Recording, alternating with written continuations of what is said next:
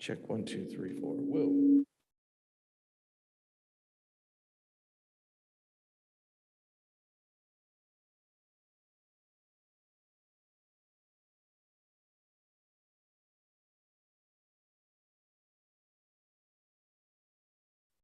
Check 1, 2, 3, 4, 5, 6, 7, 8, 9. 1, 2, 3, 4, 5. All right. Looks like we're in good shape. You're getting it? Is that good level? 1, 2, 3, 4, 5, 6, 7. Are you not hearing it?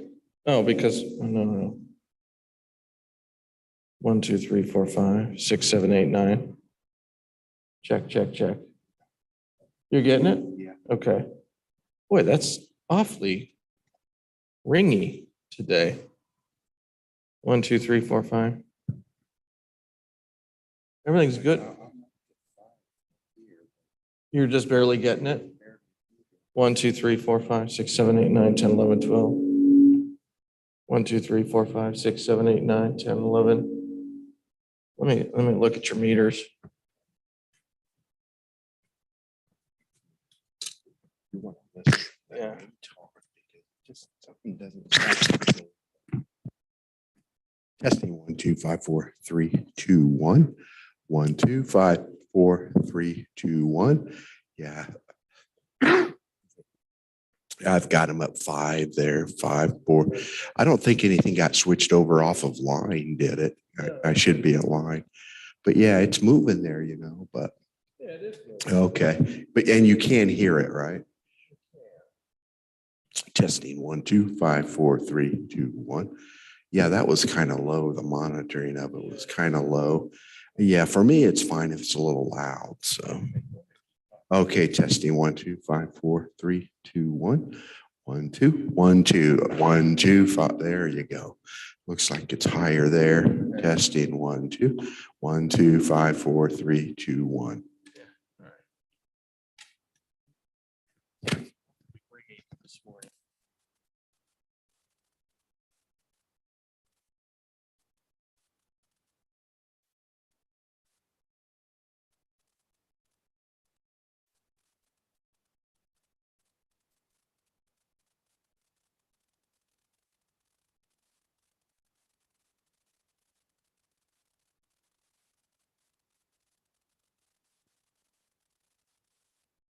Check, check, check, check. Good.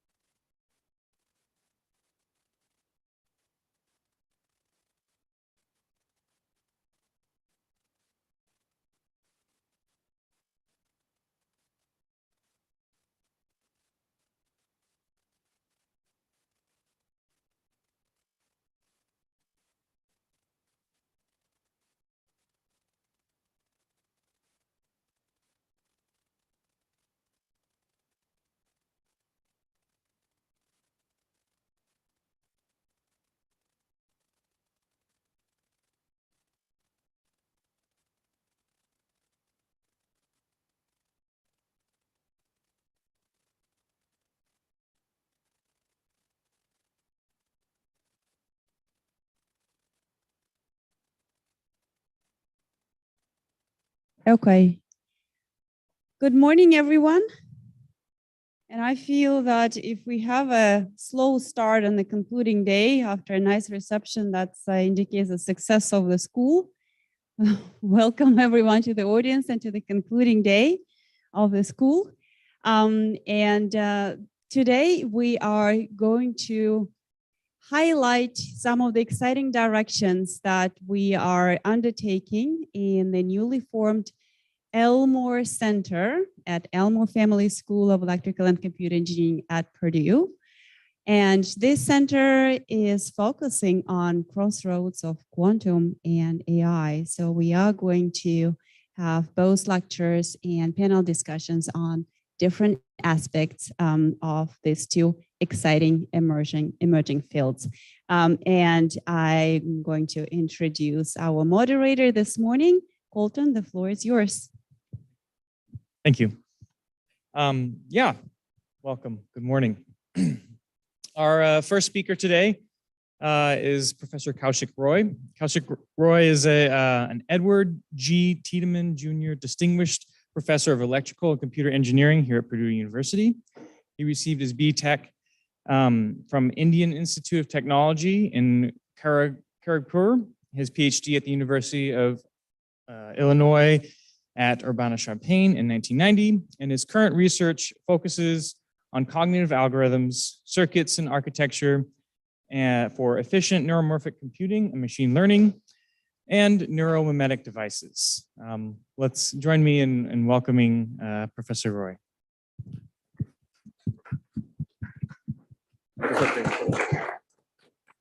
All right, thank you.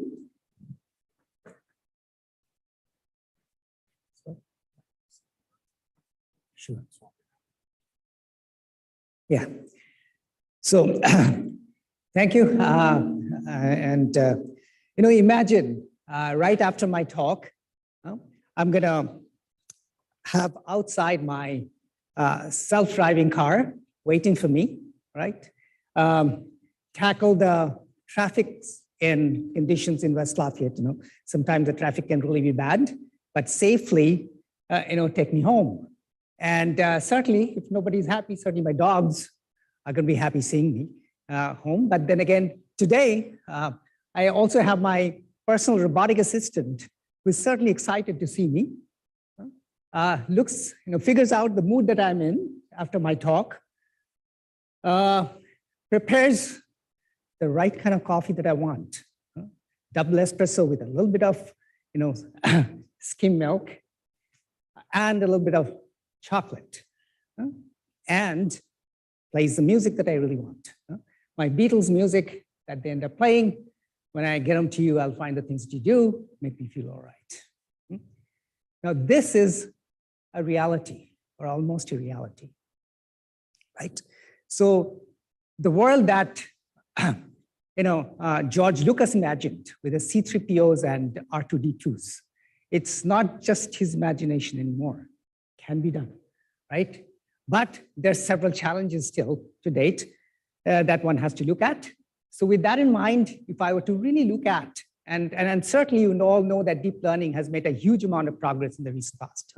So with that in mind, if I were to really think about the machine learning saga, so back in 1997, it wasn't sort of deep learning, but Deep Blue beat Kasparov. And since then, a lot of exciting things have happened. AlphaGo beating Lee Sedol, right? And that was a big news. And today it's almost impossible to beat the machine for the humans. And why did that happen?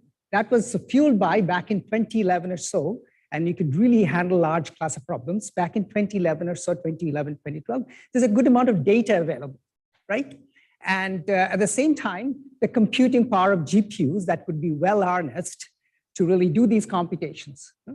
But there's a big difference. If you really look at the power consumption in all these cases, they are of the order of 150,000, 200,000 watts or so.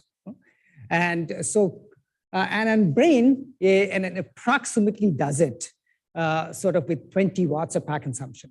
Whether it's a good idea to compare that or not, but that's, that's debatable. But more importantly, we have an existential proof that the brain is reasonably efficient. And to that effect, what we've been trying to do today is certainly we're trying to develop algorithms, and we'll talk about some of those in just a minute.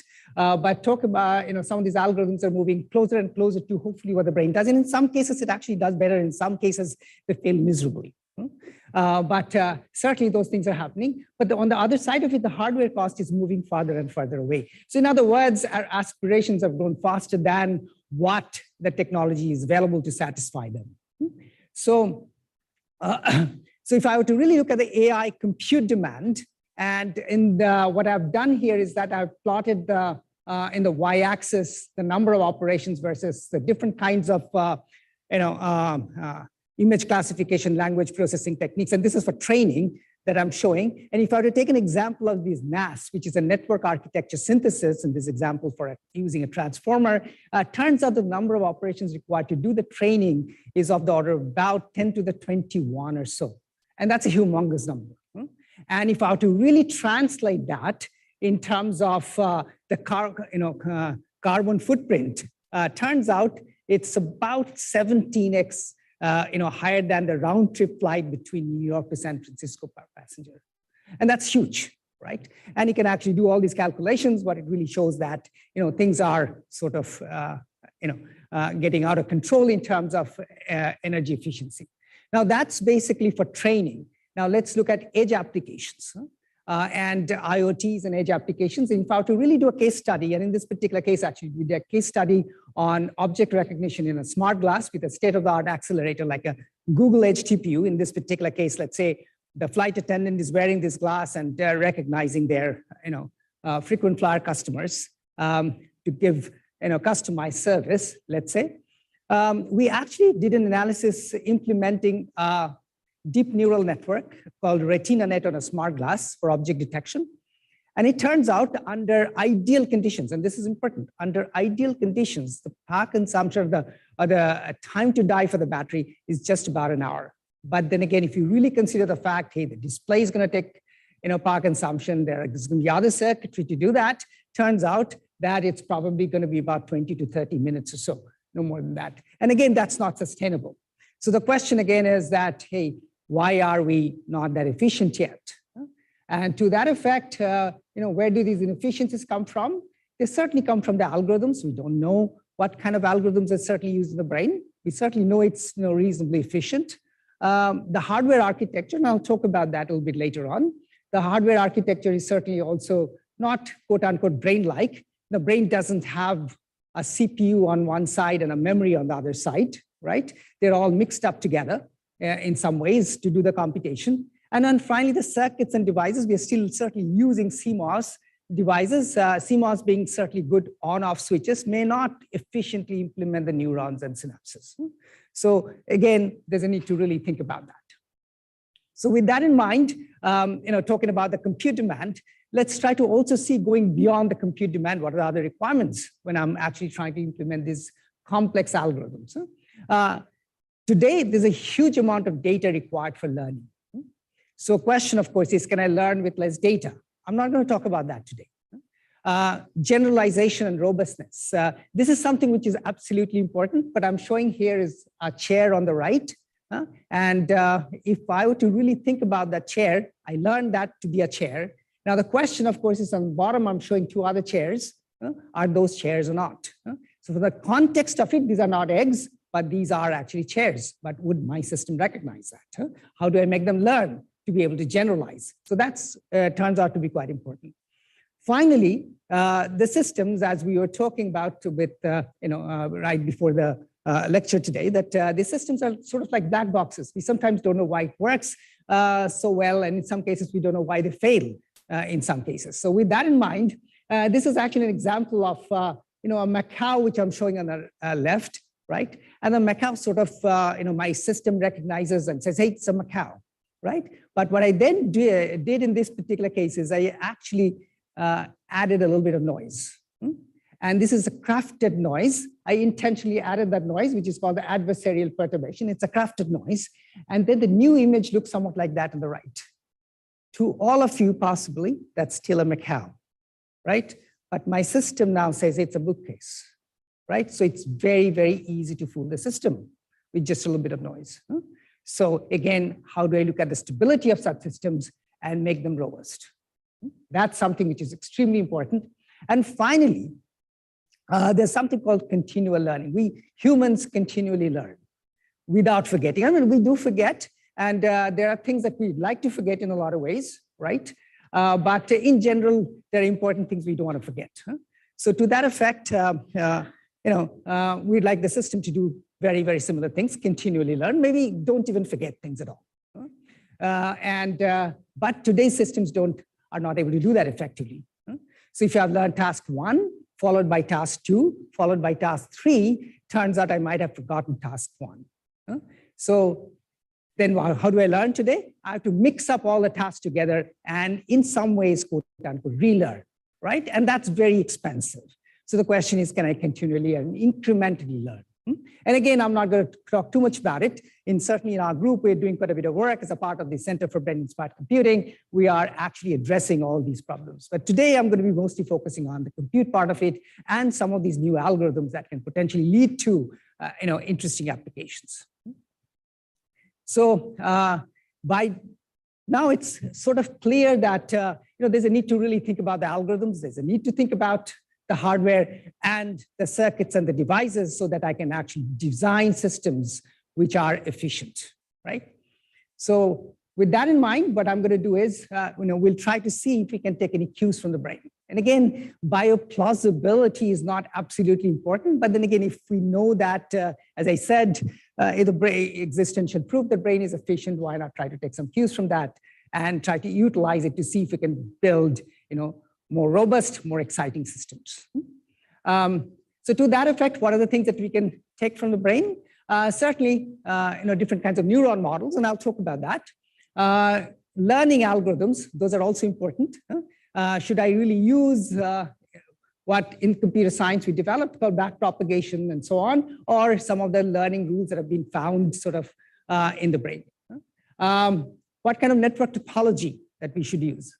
We have reasonable ideas about the visual cortex, the primary visual cortex, and so on. But then again, we don't sometimes know what the architecture is going to be. Should there be backward connections? Should there be only forward connections, and so on, right? And then finally, the computing principles of the brain. As I mentioned earlier, in a lot of ways, the von Neumann computing model has a memory right here on and the CPU on the other side, and they communicate with each other, which is actually what's called the von Neumann bottleneck, because that can be really in large scale designs can lead to bottlenecks, right? So coding that I should use. Should I use analog inputs? Should I use spike as inputs, and so on? So those are the kind of things that we can also potentially look at. So to that effect, what I'm going to start with, the neurons, synapses, and the learning algorithms. And just to put things into perspective, I decided that I'm going to spend a few slides on the basics of the neural networks, right? And then it'll go into more bioplausibility. So people have been working on these neural networks for the longest time. And so let's take an example. And this is a little bit of a detour just to give you a few slides on the basics of the neural network. Let's say that I'm a travel agent here in West Lafayette, Indiana, and somebody wants to buy a house. And so if I know the size of the house, the bedroom of the house, and somebody says, hey, I would like to buy this house in Tippecanoe County versus some other county, what should I be paying for that house, right? So these are the features one can think of the house has. The features includes the size, the bedrooms, zip code, wealth, and so on. And finally, what I can also come up with some other features, and which are derived out of these features, which are actually family size, neighbor, school district, and so on. And then the travel agent basically, or the real estate agent basically tells me, this is what I'm expecting to pay. So this problem, as you can understand, and you're all familiar with it, it's sort of a regression problem, right? And if I have to really think about it and take this very simple example of this housing price, and let's not make things complicated. So I'm going to do a linear regression. By the way, polynomial regression is going to be very, very similar.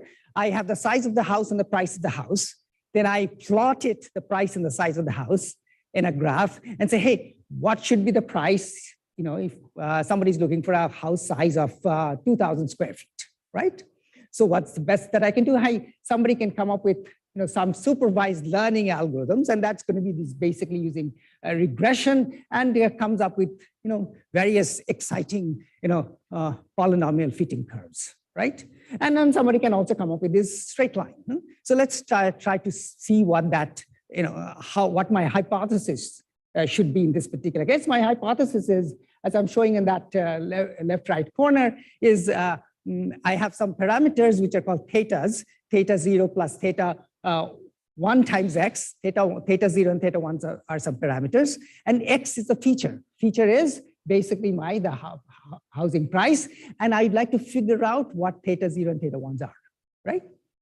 How do I find out? I mean, I can make it more complex, theta 0, theta 1, theta 2, and then I can inputs have x1, x2, x3. These are all these different features that I have, and I can try to basically say, hey, can I really do an all supervised learning on this data set? And the data set is given on the right?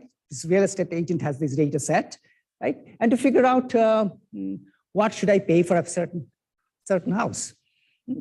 All right, so what do I do then? I come up with a cost function, because I have to come up with that line that fits well, or for that matter, a polynomial. So to that effect, what I do is the intuition of this cost function that I have is the cost function measures how close the hypothesis is to the training set.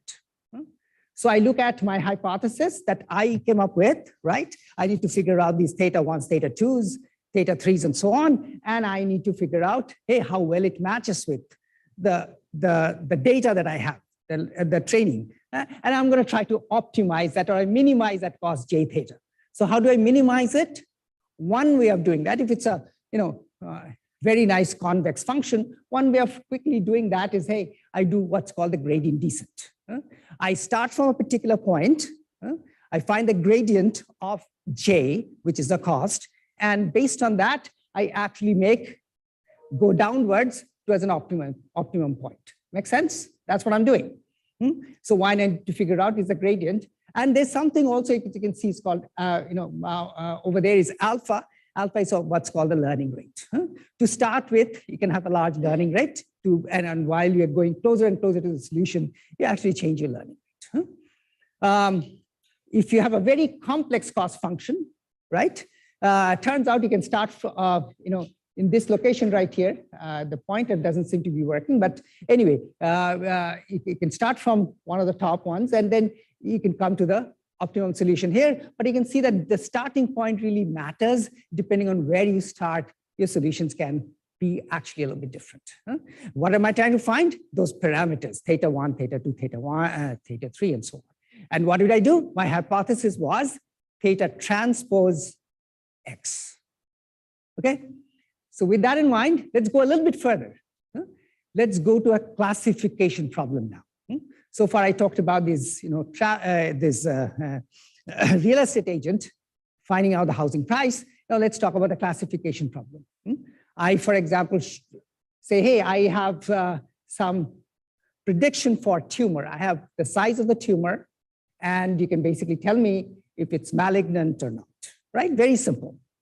A doctor can look at it and do that, but in this particular case, if I were to do that, turns out then that problem becomes whether it's a tumor or not, whether it's malignant or not, right? And if it's malignant, then I say, hey, with a high probability, I say it's 1, otherwise it's 0, right? So this problem then becomes a little bit different. It's a classification problem, a problem of, I'm going to still find out using regression, but it's going to be a logistic regression.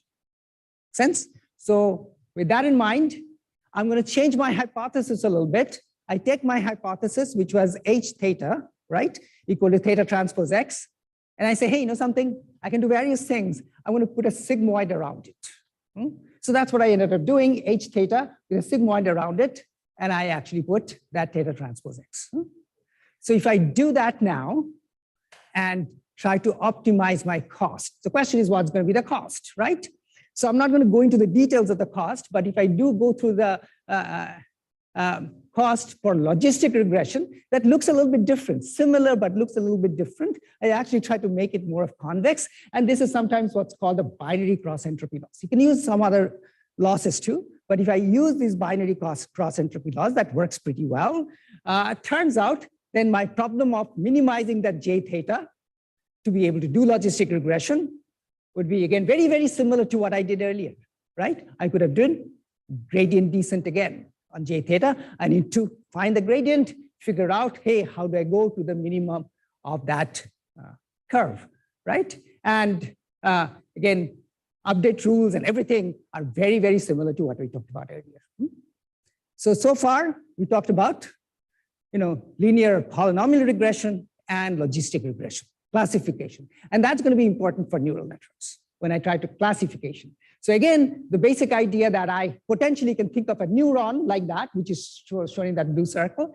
You have a bunch of these inputs, which are parameters, or which are basically the features which are coming in. The features are going to be multiplied by, which I haven't shown, the thetas, right? So that I have theta transpose X that goes into my neuron, and the output of the neuron now is going to be going to that sigmoid. It doesn't have to be sigmoid. You can actually have some other functions like tan hyperbolic or other kinds of functions. If you put some nonlinearity over there, and I actually evaluate this function, and this is my basic neuron, as you can see. There's another term called the bias term, but I'm not talking too much about, but that's also going to be required.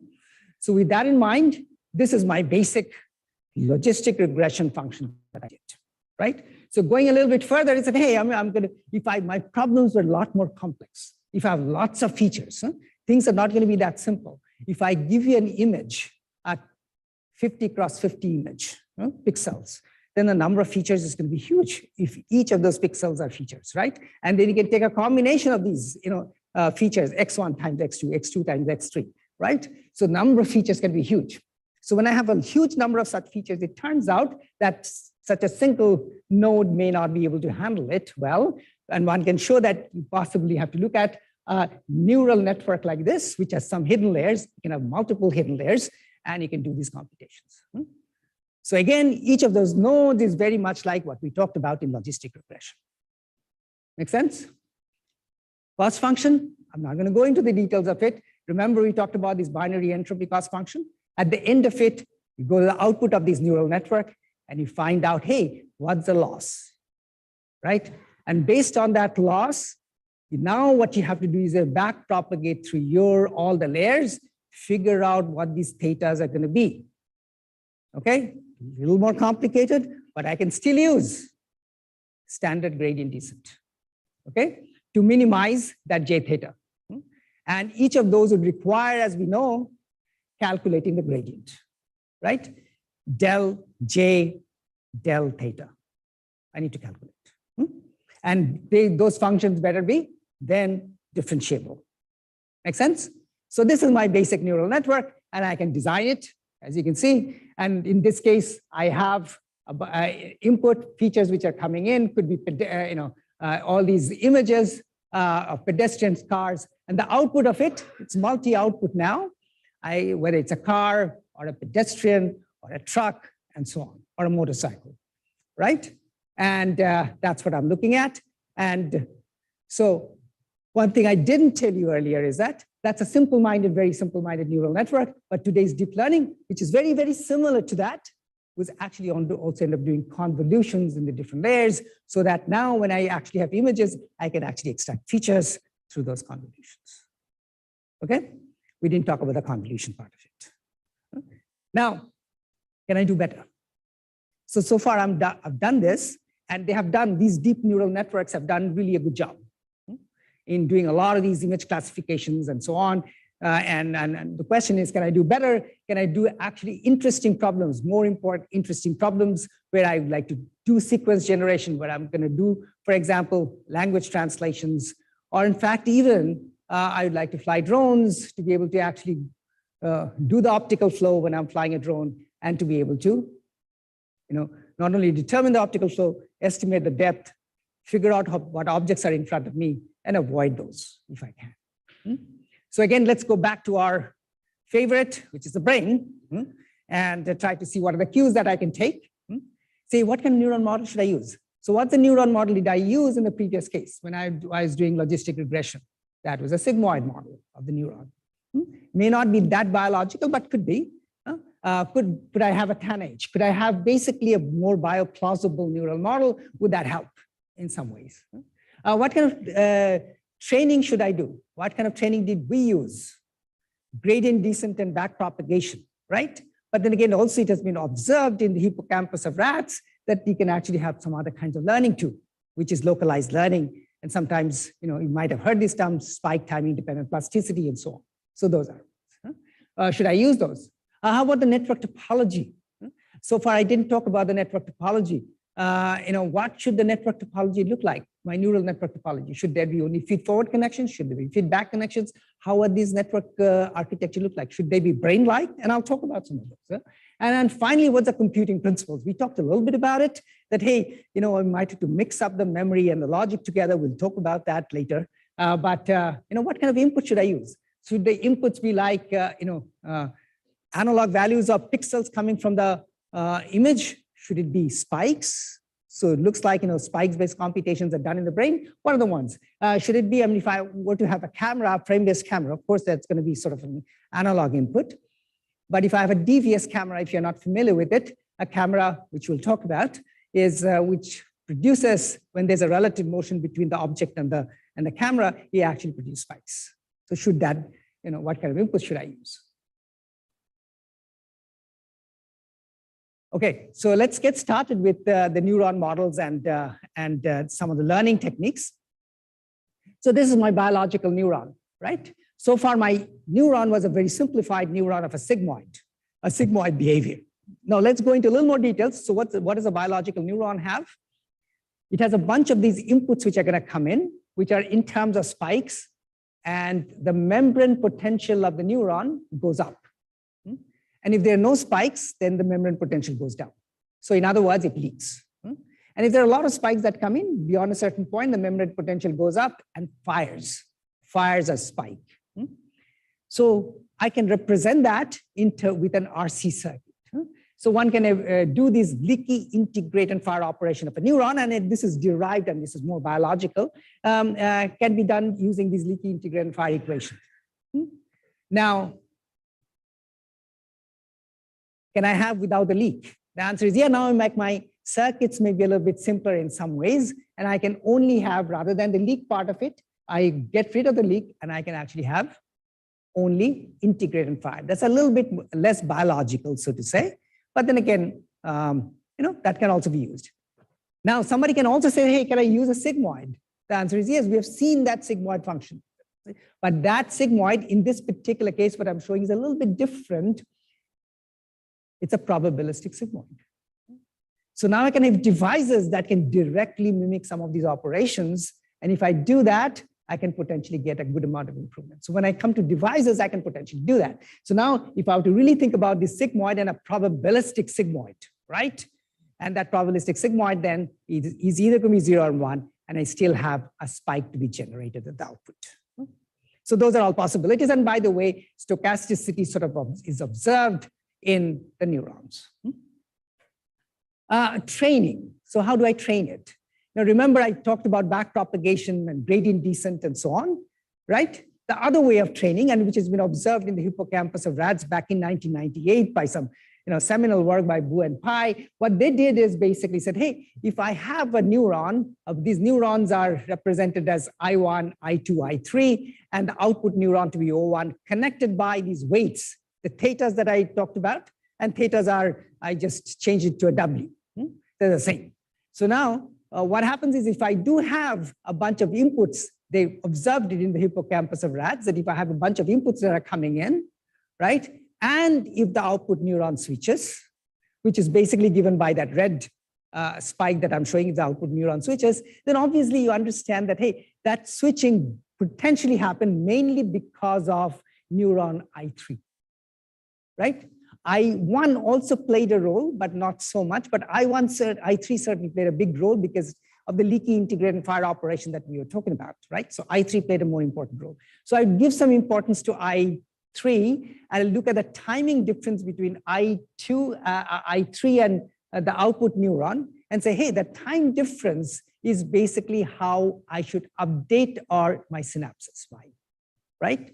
So if I have to really think about plasticity of these synapses, I'm going to update that more than the other one, which is I1, right? Because that caused the switching. So that's what was observed. That was actually also observed in the hippocampus of rats. Okay. Now on the other side of it, he said, hey, and my new weight update, which is my theta that I talked about earlier, new weight update is going to be old weight plus some delta, and that delta change is due to the timing difference between the two pulses. And that's what they observed, okay? And it also intuitively sort of makes sense locally.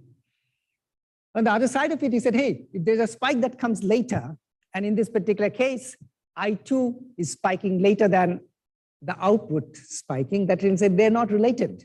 And if they're not related, what I'm going to do is I'm going to depress it, okay?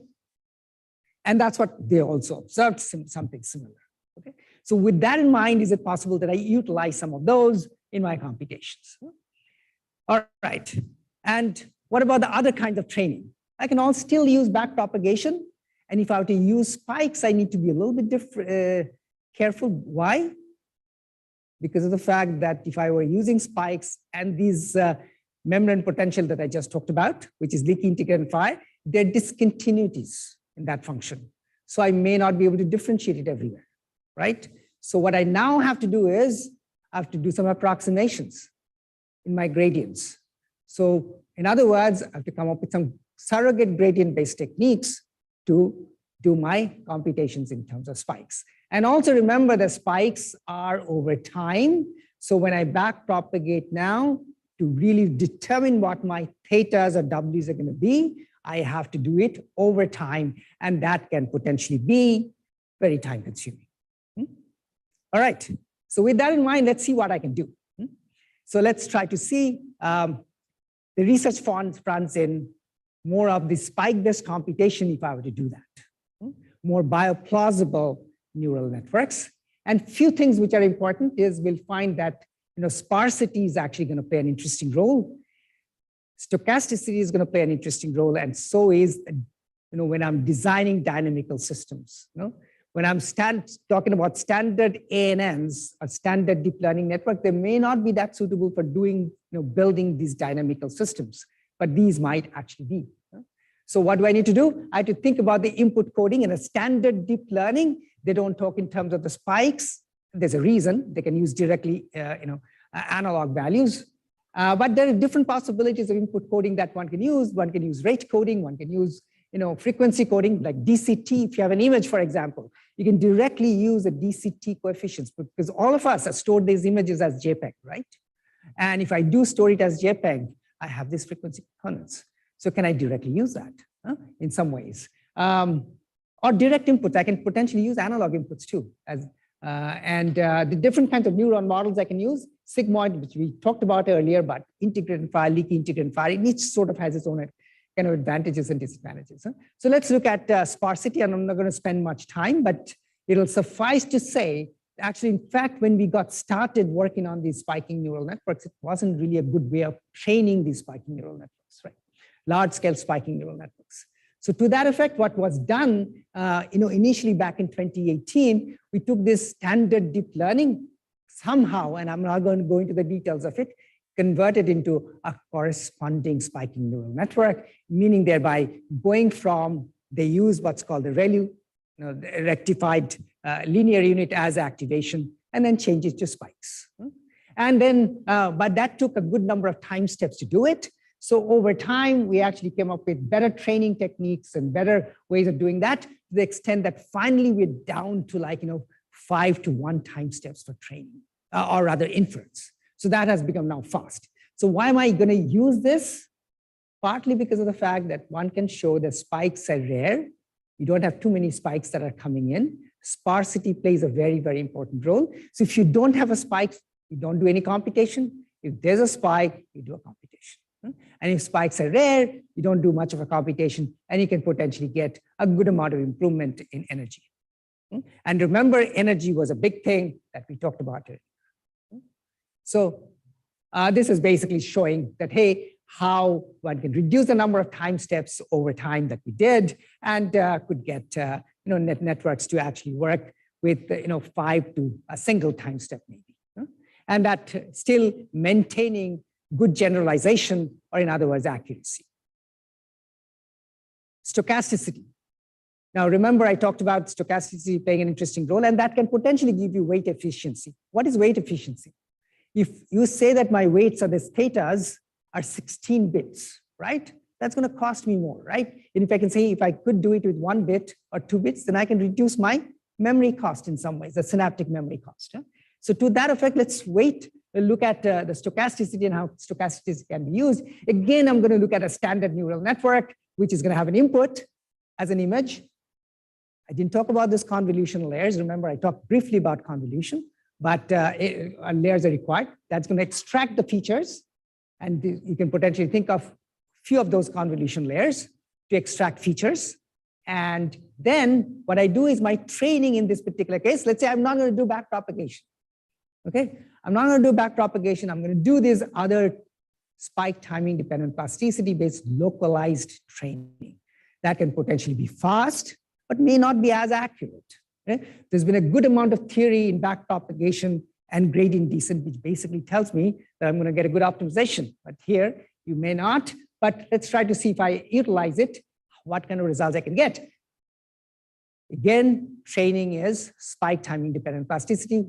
Depending on the time the spikes are coming in, I train it. And what I do in this particular case is a little bit different. Remember the spike timing dependent plasticity, but what I looked at was the output spike time and the input spike time. And that is T prim neuron minus T post neuron. That's the time. And that gave me an update of delta W to my weights, right? So rather than delta W, can I make it a P delta W, which is a probability, whether that's going to be a 1 or a 0.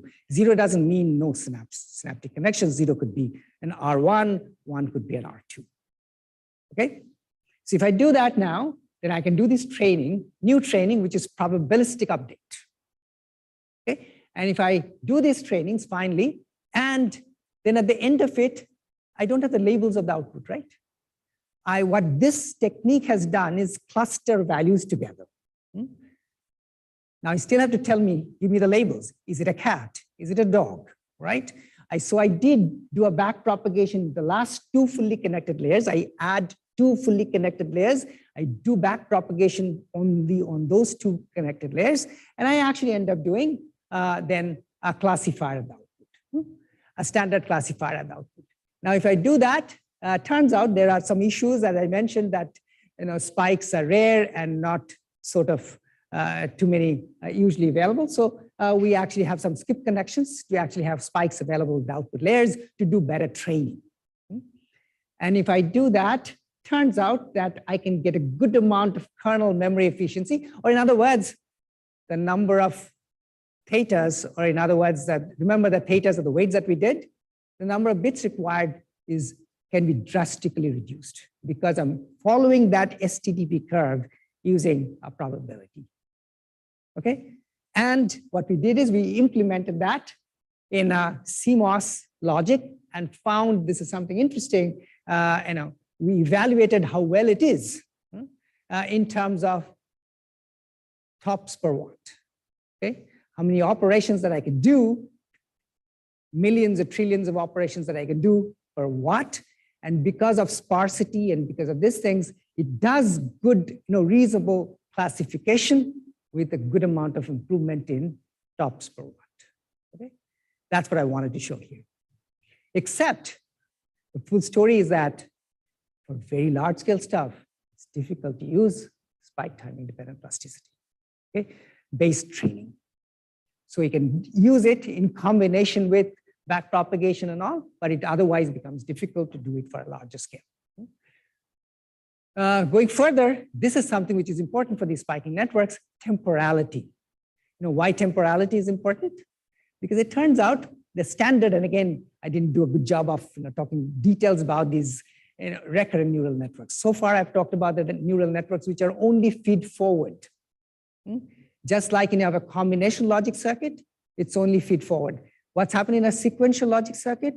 When you have flip-flops, there are feedbacks. I didn't put any feedbacks because feedbacks really makes things complicated. But what's good about feedback? it actually makes you remember things. Okay, so now if I to really look at the spike-based computations and the rather than doing a sigmoid operation, if I do, for example, leaky integrate and fire or integrate and fire operations, I remember my membrane potential. In other words, what happens is when the inputs are coming in, I remember past things also, if I don't reset them, right? It's like a sequential circuit. I remember them. And if I do remember them, as you can understand, sequentiality becomes important. And using sequentiality, I can actually use, build dynamical systems. Again, not going to the details of it, showing that SNNs can actually be used as dynamical systems more effectively than a standard deep learning network. And this is basically some results. And what are the results? Some of you are familiar with this IMDb data set, right? The movie ratings. So this is an example of what I'm showing here on the top, where I'm showing, although it was a good movie, I did not like it because the story was boring. So initially, as you can track the membrane potential, what you see is that it says it's a good movie, it's going up, but at the end of it, it becomes, it's not really that good, right? So it follows that, the negative sentiment. Similarly, it also follows, as you can see, the positive sentiment in the other case, which is in this particular case, it was although it was a bad movie, I liked it because the story was quite fascinating. So at the end of it, it's still good. So it basically shows that I can now, with these dynamical systems, I can track those sentiments in some interesting ways. This was also implemented in a hardware and in a CMOS technology, and showing that actually does much better than a standard way of doing things with the recurrent neural networks. But going forward, if I go into the real world, as I said, is it possible that I fly drones, UAVs, with only vision sensors, nothing else? I don't have any IMUs. I don't have any, for example, GPS. In an indoor environment, just like we humans do, I can go from point A to point B, avoiding objects. Can I do that using drones? Okay. Now, can I fly drones today? Absolutely. They were not using too much of AI, but then again, it turns out you can potentially use that. So there are different kinds of cameras. Just to put things into perspective, the sensors are important. I need to put some sensors in there. The eye, right? What's the eye? The camera, right? They're standard cameras. The standard cameras are frame-based cameras, give you these different frames. Now, there are other kinds of cameras which have more recently come out, which are called the dynamic vision sensors. So what are these dynamic vision sensors? They produce actually a spike in a pixel and a positive spike or a negative spike if there's a relative motion between the camera and the object. So in other words, think about it. If I do have a camera here, right, which is observing this room, all of you guys are quiet. There's not going to be any spikes at all. I'm the only one moving around a little bit, and it'll produce some spikes. So in other words, it's quite efficient. Except you really have to see, hey, where are the different possibilities of using it? So I can use spikes now. And other thing that is also important is these cameras actually have a huge dynamic range. Okay? And they're very good in low light conditions. Okay? So with that in mind, if I were to really take that camera and maybe also the frame-based camera together, maybe can I do something exciting? So to that effect, we actually looked at what's called the optical flow. Anybody knows what an optical flow is? Basically, when I'm walking around, right, things are moving past me, right? So that's what I'm seeing, the entire world. So there is a motion, there's a motion field. If, for example, you're moving, I see that motion field, right? But in 3D. But I have a camera which is going to go through my pinhole and focus it on 2D. So the motion field has to be translated now into something which is a little bit different, right? So in that case, basically, it's going to be mapped into my 2D. And in the 2D space, the way to do that sometimes is, it's a big area, it's an important problem, basically looking at, hey, this pixel intensities move from point A to point B. If it's the same, and the assumption is that it's the same pixel intensity, that movement within a short period of time, I can actually determine the optical flow. And Turns out there are mathematical ways of doing this, but they're not exactly the best. So can I use AI to be able to actually do the optical flow, estimate the depth, and at the end of it, be able to recognize the object, and when I'm flying, go around. Okay? So with that in mind, this is basically an example of a DVS camera. And without going into the details of it, this is basically, hey, what we have is an optical flow, and this is my student. This is a real-time optical flow. As you can see, my student going around in the lab, dancing, running, and it actually estimates the optical flow on the right. And using that optical flow, you can do a whole bunch of different things. This is our beautiful West Lafayette campus. And again, you can actually do these optical flows. And if you do that, turns out, again, without going to the details of it, it turns out it actually does much better than what the standard deep learning does. Why? Now I'm using the spikes for computation. So my sensors are really good in terms of low power, right? It also uses the frames, but if you can combine them together, the endpoint error, which is basically a measure of how well am I doing, without going into the details, that's what it does. Does pretty well.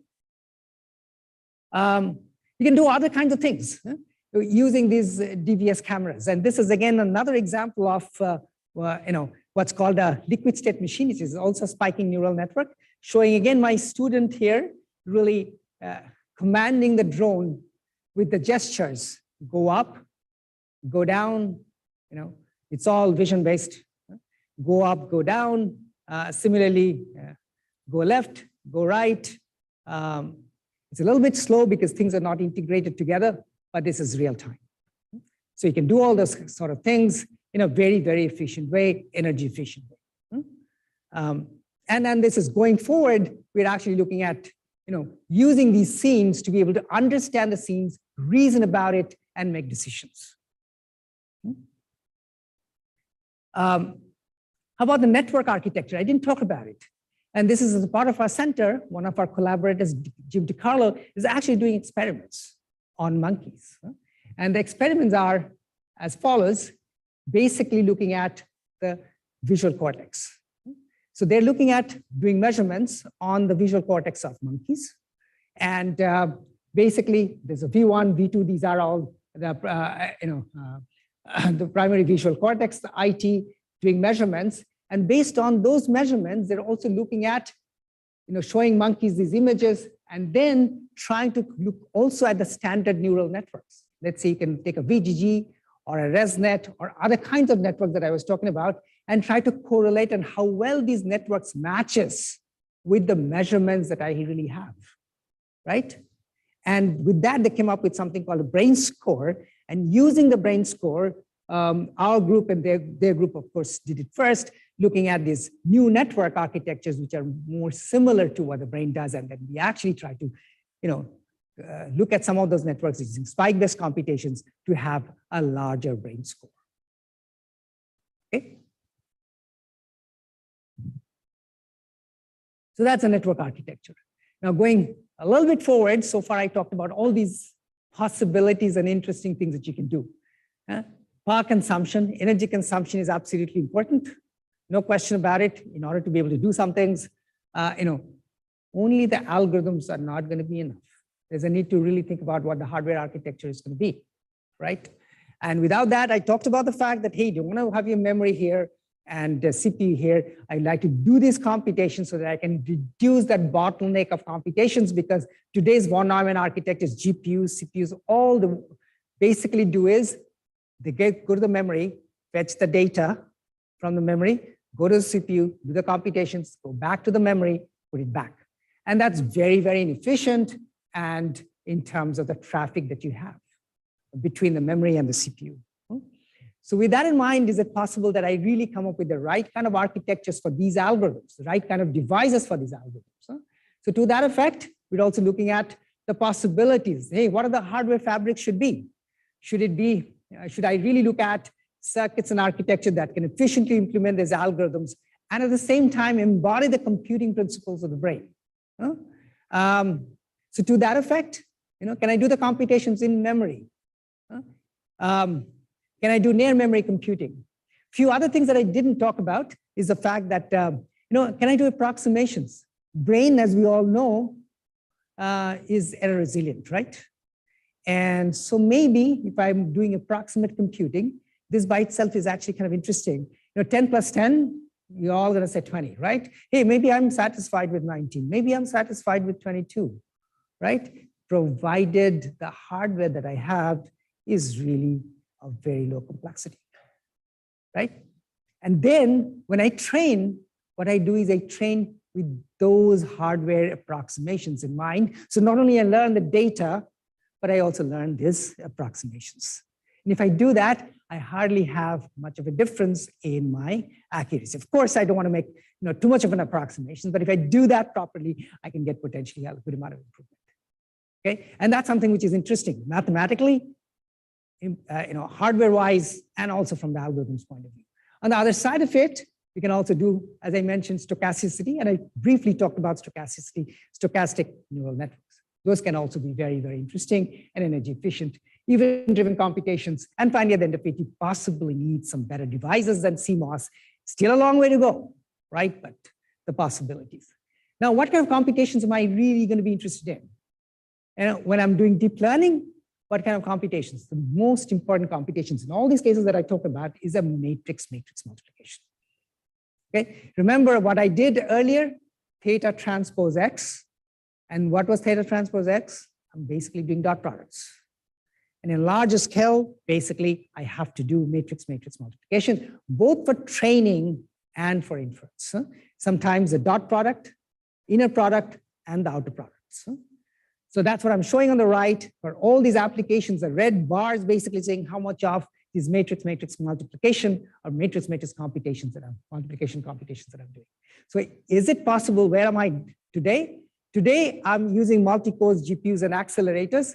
But if I were to bring in these new kind of computing modes, there's a possibility I can reduce the gap. Okay, and that's what we want to look at and see what are the possibilities. And to that effect, we've been looking at different colorful devices. These are certainly colorful, both literally and in terms of some of these possibilities. I'm showing a ferroelectric FET. We're working on some of those. We're looking at, for example, earlier we looked at different kinds of spin devices, different kinds of lateral spin valves, skyrmionic device. Each has its own kind of problems. More recently, magnetic tunnel junctions, or more importantly, SOT devices, spin orbit torque kind of devices, and of course the RRAMs and the PCRAMs. And each has, and this is reasonably mature, not the SOT part of it, but other ones are reasonably mature. I did not sort of, I put it on the wrong side of it. We are very much looking at the ferroelectric transistors, right, which is on the corner. And what kind of computations I can do. Each has its own kind of advantages and disadvantages. I'm not going to go into the details of it. Our RAMs certainly are small in terms of area. Comparison with CMOS, compared to the CMOS, they're certainly much smaller in area, and which is a big advantage. So is STT device, so are the STT devices. But turns out the write energy is actually quite large for the RAMs. Write latency is large. Endurance can be a problem. So the devices that have all kinds of, you have to look at endurance, you have to look at write latency, you have to look at read endurance, read time, and all the sort of things, R on to RF ratio. And if I'm able to do that, potentially I can think of an architecture for in-memory computing. I can do it with CMOS too, right? Where rather than taking a standard memory, you can turn on, for example, cache memory, SRAM cells. What we do is we turn on one word line, right? Usually we turn on one word line, but is it possible that we can become a little bit greedy and turn on two word lines? Unfortunately, in a 60 cell, it's not going to work because there's going to be a short from VDD to ground. But if you make some modifications, 80 cells and all, you can turn those on simultaneously by paying for it a little bit and increasing your peripheral circuitry a little bit. Turns out I could do vector operations and XORs, so on. In fact, even additions I can do. And finally, if I'm excited enough too much and I turn on a lot of these word lines together, one can show, and again, not in a 60 cell with some modifications, you can actually do matrix multiplication. Okay, so how do I do that? Certainly it can be done using these non-volatile memories, RAMs, and we've been looking at some also embedding ROM into the RAM. Now, if I do that, this is the basic idea. I have a crossbar, and in the crossbar, what is it? I'm not showing the access device here. I have each of those devices, the GN1, GN2, G11s. These are basically these devices. Could be a CMOS device, but could be one of those devices, STT device, could be an RAM device, and that's basically G's at the conductance. So if I have input of V, which is voltage, what am I going to get at the output?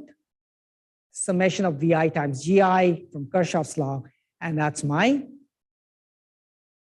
output, which is current, and that's an analog value that I get, which is, some people might be concerned about it. I can get an analog value of current, and what am I doing? Dot product, right? So at the end of it, I can do matrix multiplication with these different kinds of devices. Could be CMOS too. CMOS is going to take a little bit more area, but I can do it with CMOS. And if I do that, I need an access device because at the end of it, I need to be able to write in there, right? The access device, it's, there are various kinds of access devices one can potentially think of, but certainly CMOS transistors could be one. And then one can think of, hey, the output of it was a current, right? And an analog value. The only problem is that people don't like so much analog values of the output. When I try to communicate everything in analog, what's the problem? The problem is noise, right? So in order to take care of the noise, what I have to do is I have to put some analog to digital converters. So, okay, that's a problem. Why is that a problem? That can take up area. That can take up a good amount of power consumption. So if I have a 64 by 64 crossbar, some people say, hey, can I have these devices to implement, for example, a good number of bits? Can I implement 16 bits on those devices? Yes, possibly in some cases you might be able to. In some cases, not an STT device, but some of these other devices, maybe 8 bits, maybe 4 bits, but your complexity of these analog A to D converters are going to go up. And that's going to be a problem, okay? So, and then one can think of, after that conversion, you can potentially think of an architecture where I'm going to take these matrix vector multiplications, connect it in a network on a chip architecture, and do these computations. Details are missing here. More details, if you're interested in, is basically an architecture like that was published in ASPLOS 2019. It's an architecture called Puma, which basically has each of those cores that I'm showing are basically this matrix vector multiplication unit, and added to it are going to be some extra memory required to do some computations. There are problems. In general, it's very difficult to implement 1,000 by 1,000 matrix because of all the non-idealities. I'm not going to talk much about it, but if you're interested, I can refer you to some of our papers. There'll be a huge amount of non-idealities. You may not be able to use it, so you might have to reduce it. And if you reduce it, you have to do something called, bit slicing and bit streaming, bit slicing and input streaming. So basically, I have a crossbar which looks like this. And if I'm doing a matrix multiplication or a computation, which I'm showing on the right corner, then each of those weights are going to be mapped here. The inputs are going to be coming in here. You need a DAC also. But turns out if your device can only implement 2 bits and not 4 bits, you need 2 of those crossbars. And once I have 2 of those crossbars, right, I have to accumulate the results together, right? Once I accumulate the results together, the inputs also are not going to be in the analog format because I don't want to have added noise to it. I'm going to have a 1-bit DAC at the input, and I'm going to do bit streaming. And those are all requirements. Those of you are in circuits and architecture, you might understand it a little bit more, but those are required. And it turns out that when I'm doing, for example, these workload mapping from the neural networks, just to put things into perspective, if I really need a huge crossbar to do the computation, what you have to do is you have to break it up into these tiles, smaller crossbar tiles, and each of those tiles, if I were to really look at it, are going to be these crossbars, and then I have to accumulate all the results together, and the ADCs are going to be at the output of those, which is going to accumulate, and they're going to cost the ADCs quite a bit because the entire area of this is going to be taken up by the ADCs. So if I do that now and do these computations, without going into all the other challenges, turns out that DAC, the analog to digital converters end up taking all the area, all the power consumption. And that too, I'm not able to put it at the output of each of those columns. I have to put it in very few locations, and then I have to reuse them in some ways.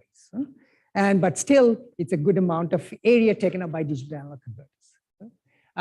So the wish list that I'd like to have is from the device side of it, a good on-off to a ratio, device linearity, high endurance, possibly multi-level cells.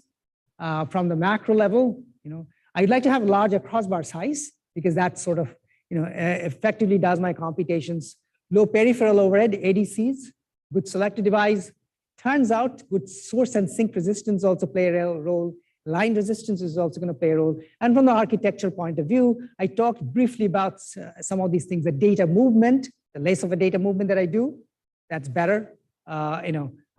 Training architectures are going to be important, training and mapping into the architectures, and sparsity. If I'm not have to do the computations with very few spikes, that's what I'd like to do. Just to give you some results, I'm not going to go into the modeling and simulation framework that we have developed here, which can basically do all the way from the algorithms to the implementation. But what I really wanted to show is that even with those kind of hardware overhead, you still can potentially be quite a bit better than the GPUs for doing these in-memory computing. And a few things just wanted to mention is that going forward, obvious question is that, hey, can I get rid of the ADCs completely? Okay, because ADCs are going to cost me. Turns out that this is my ADC area and energy taken up for my architecture.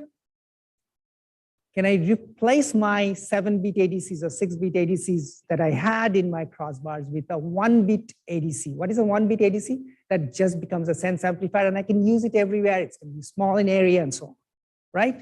How do I do that? If I do directly, there's going to be a huge amount of drop in accuracy, okay? So my training comes into picture. So what I do now is that, hey, I actually put those devices in there, and the animation doesn't look a little bit right. But anyway, the bottom line is that I'm going to put these sense amplifiers in there. And when I train, I didn't talk about the training part of it here. When I train, I actually train with those 1-bit ADCs in mind. Then the results are all accumulated together, and I finally get the results. So not only I learn my data, I learn also the quantization that I end up doing. And if I do that, just wanted to show you, and again, we don't have to go into the details of the results, but you hardly have too much of an accuracy drop for these cases. And that's something which is important. One can do various other things. I know that I might be running out of time, so I'm not going to take too long, but a few things. How about the devices? Can I co-design the devices with all these non-idealities that I talked about, on resistance, R on to on off ratio, and so on. And as an example, if I take, for example, STTM RAM, the R on to R off ratio is not very high, right? The TMR of these are possibly of the order of about, in some cases, 200 or so. I'd like to have it 600 if possible, or maybe 1,000. And then I can potentially, along with sparsity, I can use it in crossbars. Otherwise, I'm going to have a hard time. My crossbar sizes are going to be really, really small. So what I really wanted to underscore the fact that, hey, there's a possible to optimize devices to make it work in the crossbar. It may not be suitable for doing it, for example, in a standard memory, but in the crossbars, I might actually be able to do that. And this is an example of, taking an SOT device and say, hey, can I tune the R on by varying the tunnel barrier thickness? I can change the tunnel barrier thickness in an SOT device because my writing is through my heavy metal. I'm not, I didn't talk much about it, but since my writing is through the heavy metal, I still might actually be able to increase my oxide thickness a little bit. And if I change my oxide thickness, I actually get a better TMR. My read is going to be a little bit different, slow down, but my write is not going to get affected. You can actually enhance the R on to R off ratio by incorporating high temperature annealing, and then you can potentially use these modified devices and say, hey, finally, if I do that, I can use it in larger crossbars and get good and interesting results. What I wanted to underscore the fact is there's a need to think about this, hardware algorithm co-design. And finally, all these spiking neural networks that we talked about, we actually sort of wanted to mention the fact that we implemented that in a larger scale chip, showing, as I mentioned earlier, this sentiment analysis, and this is basically the chip that we fabricated, showing an energy efficiency of about 1 TOPS per watt at 200 megahertz in a 65 nanometer technology, and again being able to do sentiment analysis. And this is sort of a proof of concept showing that it's possible to do that with a good amount of energy efficiency. So I'm going to end here with some parting thoughts. Bioplausible networks and spike-based information representation is what I sort of focused on today. And the bottom line is that the energy efficiency and robustness are the primary advantages that I can potentially think of at this time. But there's a need to really think about using such networks for edge computing, for training and inference, with also DVS kind of cameras which actually produce spikes, and also really doing dynamical systems if I can more effectively. I talked a little bit about, we didn't have much time, talked a little bit about these neuromimetic devices that can potentially harness the synapse and neuron functionality in a much better way than CMOS. Still a long way to go, but co-design can potentially help. And as I mentioned, finally, for some of these networks that I talked about, temporal domain is the key. Are we using the temporal statistics the best way to learn? And if we do, then the possibilities are quite enormous. So again, at the end of it, I'm going to end it by saying that the hardware algorithm co-design guided by biological principles can potentially be a pathway for the next generation neural computing. All right, that's all I have. I can try to see if you have any questions.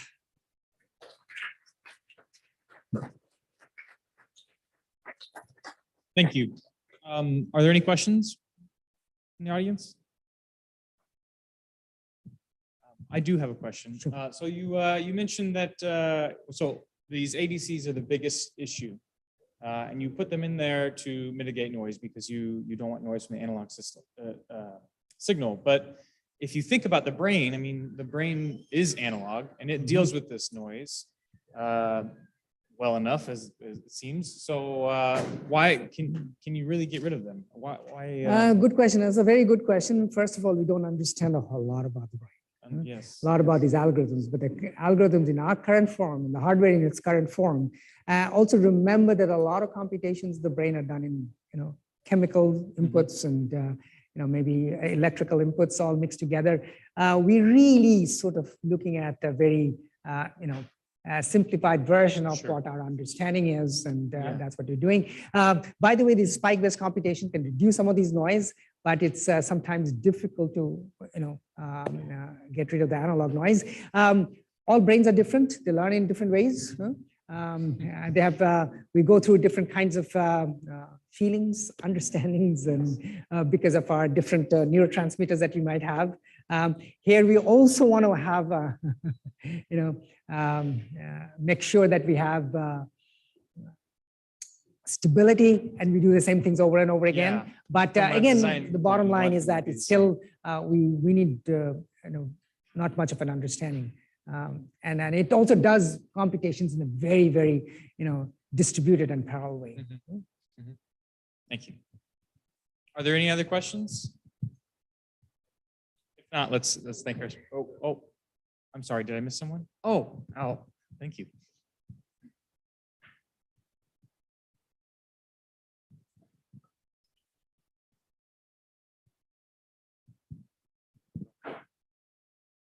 Hi, Professor. My name is Surajit. I just had a quick question, given that we are in the summer school for quantum computing. How much of your research would get influenced by the advances in quantum computing? So say it again. How much of the work that you're doing would get influenced by the advancements in quantum computing? By the advancement of quantum computing. I would more try to say it's more inspired by more of some of the neuroscience work as opposed to quantum computing at the moment. So that's what I would say. If stochasticity is quantum computing, then it's there. I don't believe so. Personally, I don't believe that. It is stochastic computing has been there for ages.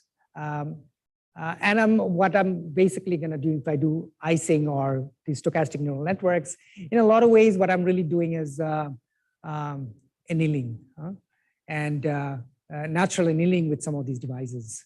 And then that's, I don't call it, I call it stochastic computing. And in some cases, they can be good because I can get improvements. In some cases, they can be slow. Are there any other questions? Okay, let's thank our speaker one more time. Okay.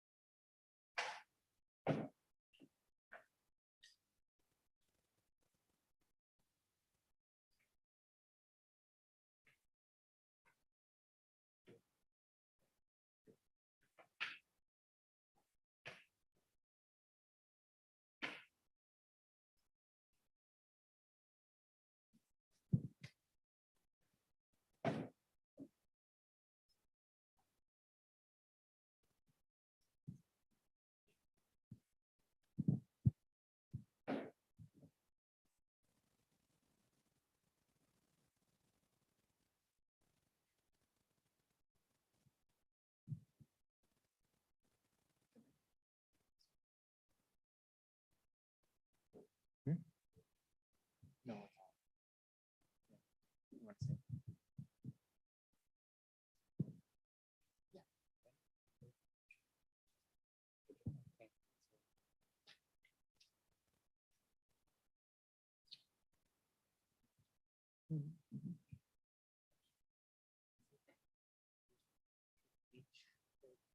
No, they're here. They should also be.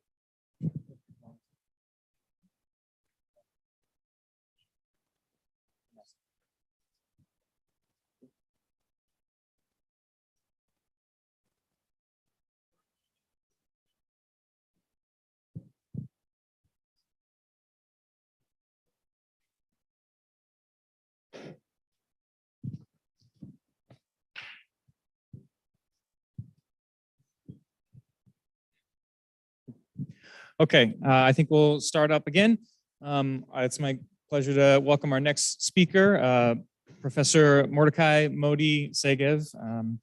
He is the Robert J. Shulman Distinguished Professor of Physics at the Technion in Israel. His interests include mainly nonlinear optics, photonics, solitons, subwavelength imaging, lasers, quantum simulators, and quantum electronics. Beyond his numerous awards throughout his career, he takes pride in his success of graduate students and postdocs. Among them, currently 21 are professors in the US, Germany, Taiwan, Croatia, Italy, India, and Israel. Let's welcome Modi.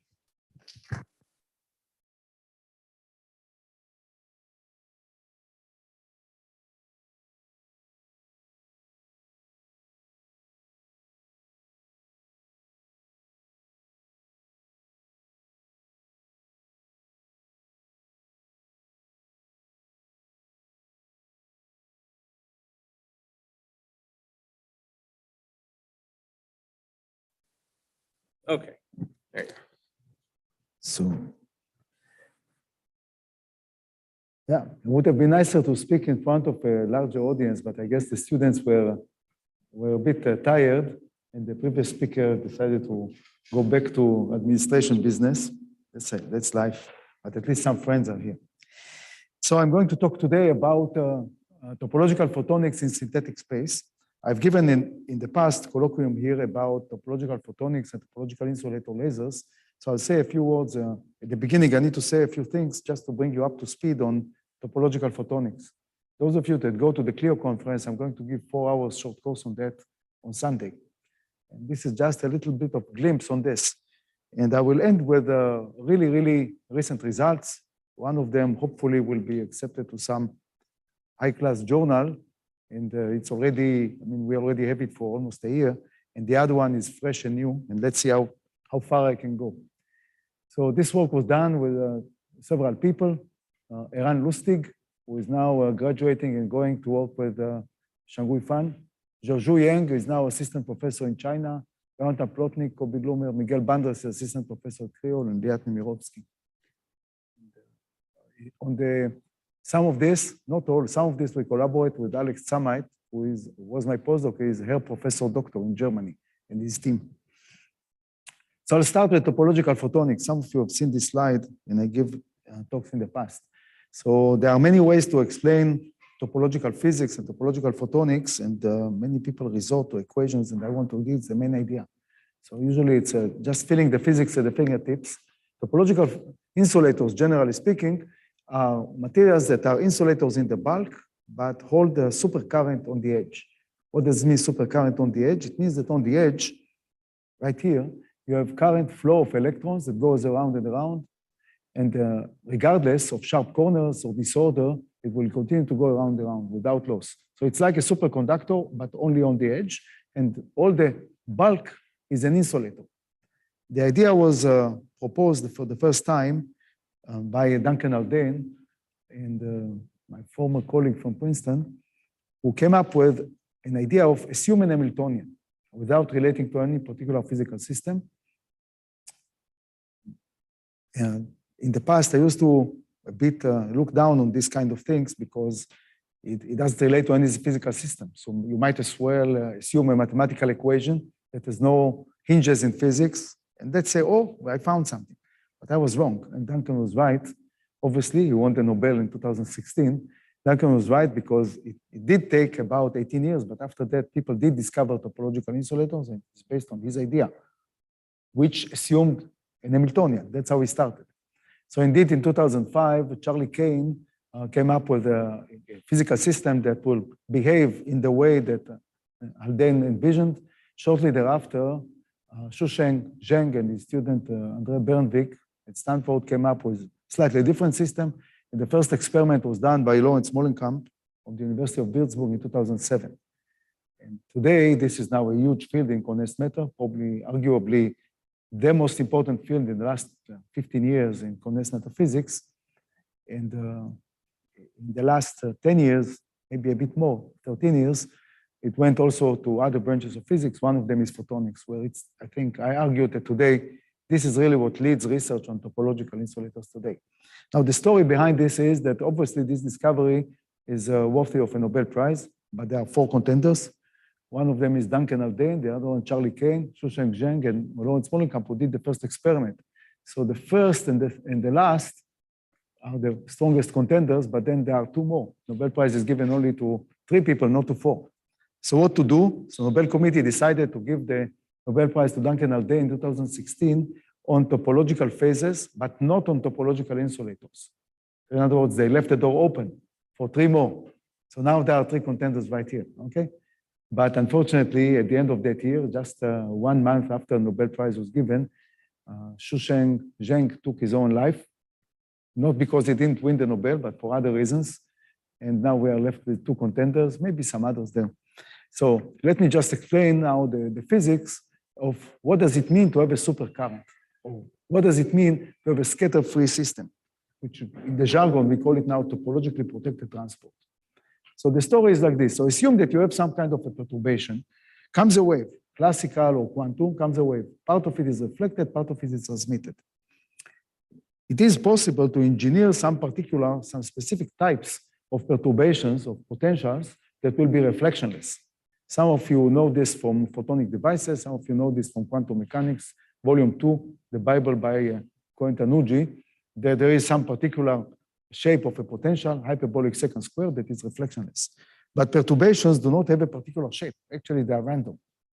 So how can you make sure that there's no scattering back? The answer is to engineer a system such that right here, there's no mode to scatter into. In other words, this state doesn't exist. This gives us the notion of a band gap. Indeed, for many years, many people, including Duncan Haldane himself, thought that all topological systems require a band gap. This is a very stringent requirement. This means that the system must be periodic. Turns out this is wrong. And there are several reasons why. I think the first bird that flew in this direction was my paper in 2015 or so on quasicrystals, where we've shown in the quasicrystals are not periodic systems. And we've shown that it is possible to get topological insulators without, without periodicity. But one can say, okay, so quasicrystal is almost periodic, it's long-range order. Slightly after, about a year after, came up a paper that talked about amorphous.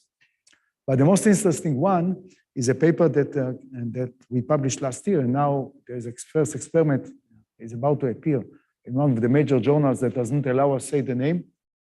So it is about a fractal system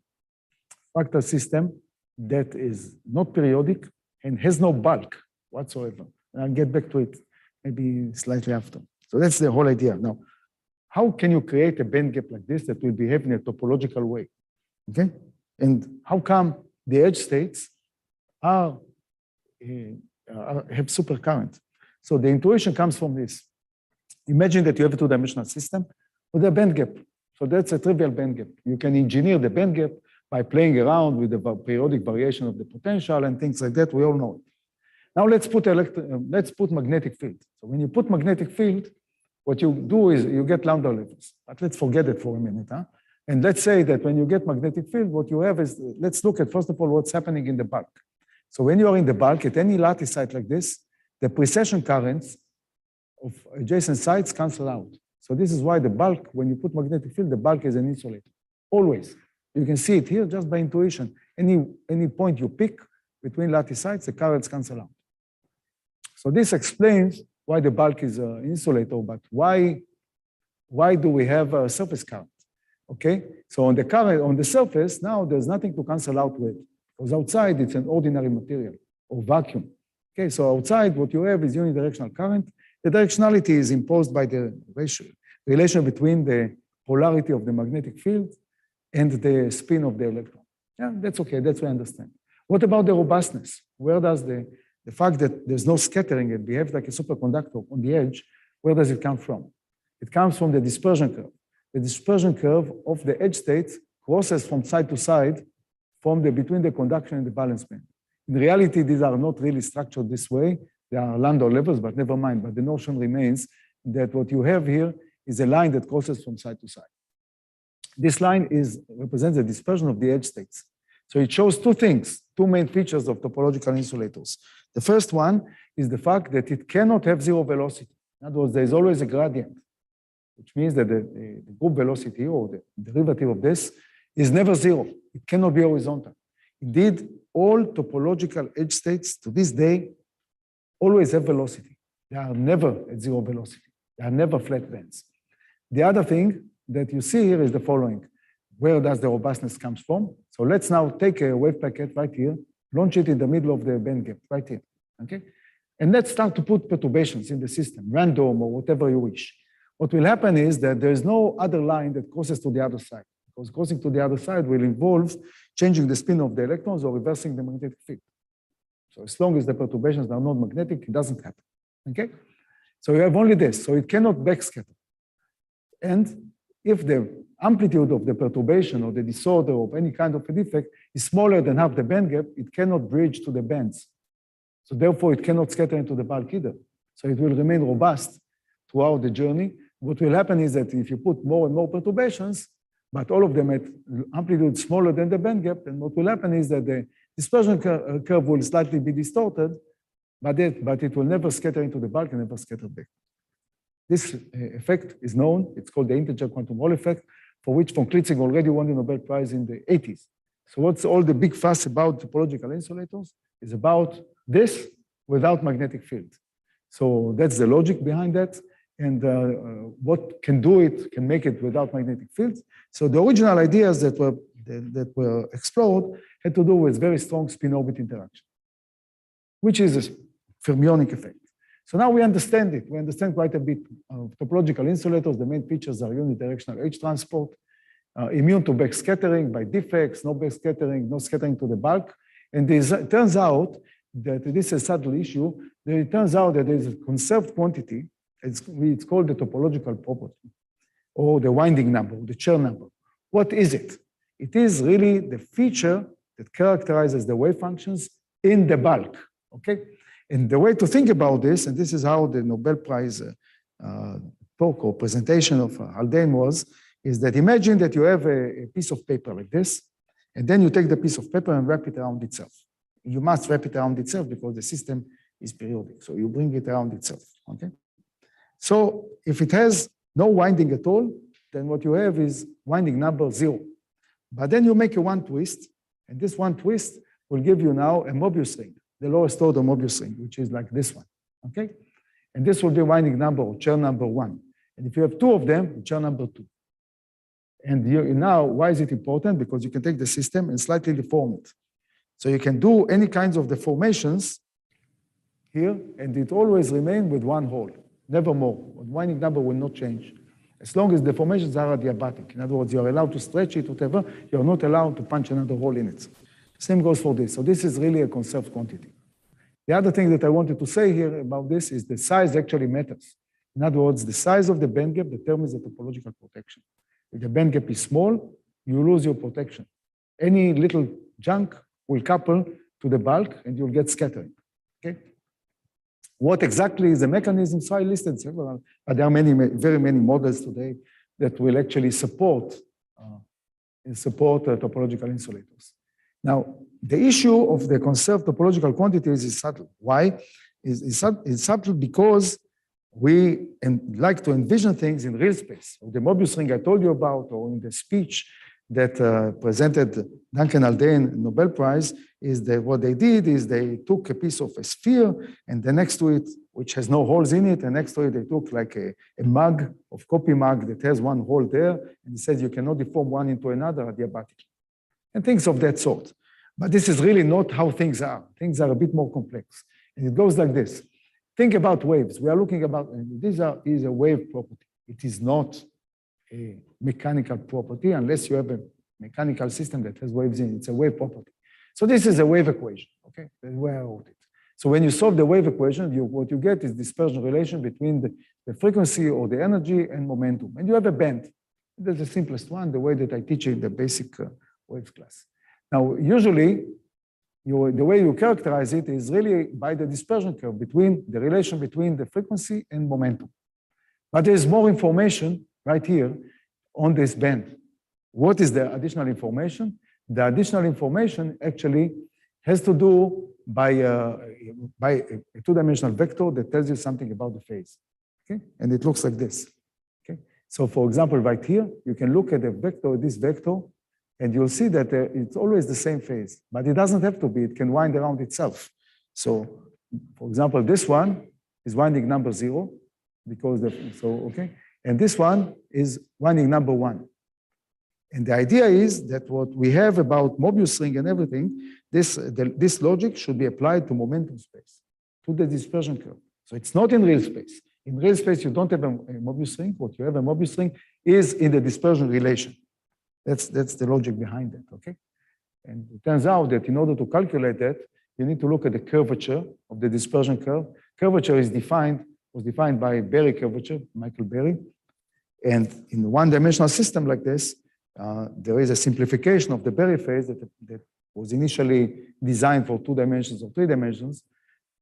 Several years later, my colleague from the Technion, Yasha Zak, actually went and simplified it to 1D. And this is what we call today the Zak phase. So this is the band topology in 2D. It's not in real space, it's in momentum space. So this is winding number 0, and this is winding number 1, the Mobius ring in momentum space. How does it look in real space? It looks like this. It looks, some of my friends have their hair like this going around. And this is Haldane's paper there. And what usually when you go from one topology to another, we have phase transition. Phase transition means that there is abrupt change. So I'm bringing you back now to the year now is 2008. And topological insulators are known in experiments for just 1 year. And people started to think, the first one was Duncan and Haldane himself, and Duncan asked, can we take these ideas beyond fermionic systems? Because until then, all those ideas started from Klitzig, it required magnetic field, and later on spin orbit, strong spin orbit interaction, so on and so forth. So until then, all the topological insulators, all these topological properties seem to be only associated with fermionic systems. And Duncan himself asked, is it possible to actually generalize it also to bosonic systems? And the first thing that he thought about is electromagnetic waves. So he suggested how to do it with electromagnetic waves, and he suggested to use, if you talk to him, he will tell you that the only sentence that matters in his paper that he wrote about this is that the system must break time reversal symmetry. So therefore he suggested to use geo-optic materials. This is the 2008 paper, okay? And my former student from MIT, Marin Soljicic, who is now professor at MIT, read Duncan's paper, was actually 3 years in the archive, not published for 3 years. And Marin waited for him to get the paper published, and immediately after that published a paper that told us how to do experiment, and a year later he did experiment. And this is an experiment. What you have here is a two-dimensional photonic lattice in the microwaves. So lattice constant is 4 centimeters. And every rod like this here is a magneto-optic device. It's a geo-optic material. And what you see here is a perturbation. And what you can see here, this is a topological band gap. And what you see here is how the surface current went around the perturbation. This is very nice. And this was the first a demonstration of topological insulators outside the realm of condensed metaphysics. But it turns out that the band gap is very, very small. In other words, if you think about using magneto-optic effects, at all optical frequencies, actually frequencies of terahertz and higher, all the magneto-optic effects are very, very small, which means that if you have a little bit of junk or perturbations or disorder, then you immediately get scattering into the bulk, which means that all the pretty properties, the nice properties of topological protections are lost, gone. Okay, now Marin Soljicic knew that. This is why he designed experiments for microwaves, knowing that he will not have any protection if you try to do it at optical frequencies. So there was a big challenge because at optical frequencies, magneto-optic effects are weak. So we need to find some other mechanisms. And there was quite some time, many groups tried and some came up with theoretical ideas. And then in 2013, we made the first one. What you see here is this is a waveguides that are helical. They sit on a lattice of honeycomb, which means that lattice looks like graphene. This is the photograph from a scanning electron microscope of the input phase, the input facet of the structure. It has about 200 waveguides like this. And what we did, we launched a beam on the surface, and the beam curved around and went around. Okay? What you see is a movie that was generated a couple of years later, how the light was launched here, and it crawls on the interface. So it reaches the edge and then goes down. Instead of being scattered back, it goes down. And here what you can see is a lattice that has less than 30 sites. The light was launched here, and it arrived safely to the other side, even though there is a site here that is missing. There's a waveguide here missing. And what the light did is went into the bulk and then bypassed the lattice.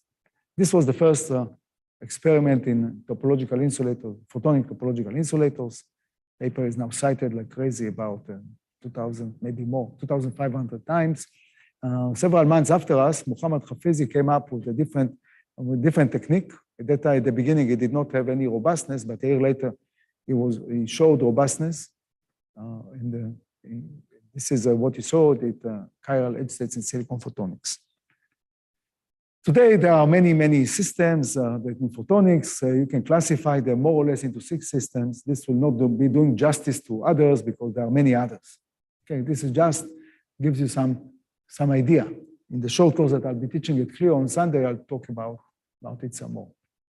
And then one can ask, and this I always insert in my lectures, because it's important that young people think a little bit beyond just doing experiments. Think about the purpose. Okay? So this is a personal view on experimental research. The first thing is the following. Well, we made the first photonic topological insulator. That was very nice, highly cited, everybody's happy. A huge field, and there are, I would say, maybe 200-300 groups working in this direction. Half theorists and half experimentalists. But one can say that we knew the outcome in advance. So why not study it only numerically or analytically? Why waste resources on doing experiments? Why should we do these experiments at all? So I have a good friend, his name is Michael Berry, Sir Michael Berry, and we've been arguing about these issues for 15 years. Michael Berry used to call this demonstration experiments, because you know the outcome from simulations or from analytics.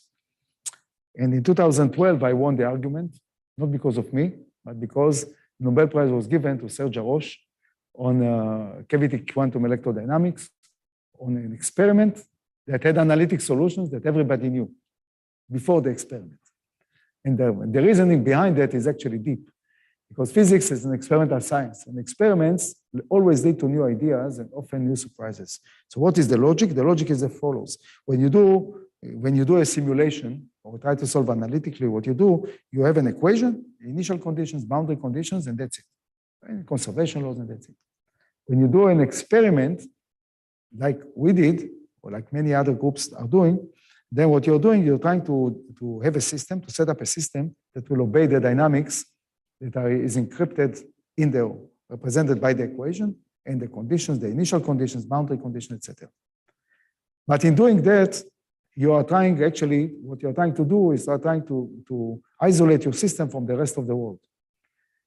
But in learning on how to isolate your system from additional effects from the rest of the world, you run into new ideas, and you often have surprises, because the isolation is never the way it is in numerical simulations. And because of that, it's worth to do experiments. And I can give quite a few examples. One of them is topological insulators, non-Hermitian systems. What are they? Everything that I told you about topological insulators is an Hermitian system. It's the basic, the foundations of quantum mechanics is Hermitian. In non-Hermitian systems, there's no conservation of energy, there's no conservation of momentum, no angular momentum. So why the heck should this topological property of the winding number, the Chern number, be conserved? Actually, it is not, generally. Okay? So that's one. The research in photonics actually put a lot of pressure on the self-important theorists from condensed matter, and they started to look into it. But really, those that broke the ice eventually were optics people, theorists and experimentalists. And today, there is a lot known about 1 dimension, 2 dimensions, non-Hermitian, even parity time symmetric and so forth. There are arguments in 3 dimensions. There are arguments about 2D. 1D and 3D are more or less understood. 2D, there are major arguments between different groups on the very foundations of this. Another one is topological insulator lasers that I invented in 2016. It's time for another talk. I talked about it in the past. I'll not talk about it here. I'll just remind you that lasers are fundamentally non-Hermitian because they have gain and loss.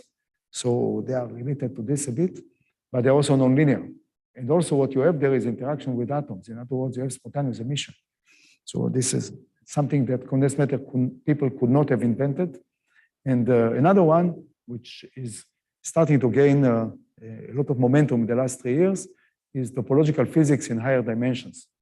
And the logic is the following. You can play mathematically with 1 dimension, 2 dimension, 3 dimension. 3 dimensions are the most advanced topological insulators in condensed matter, 3D.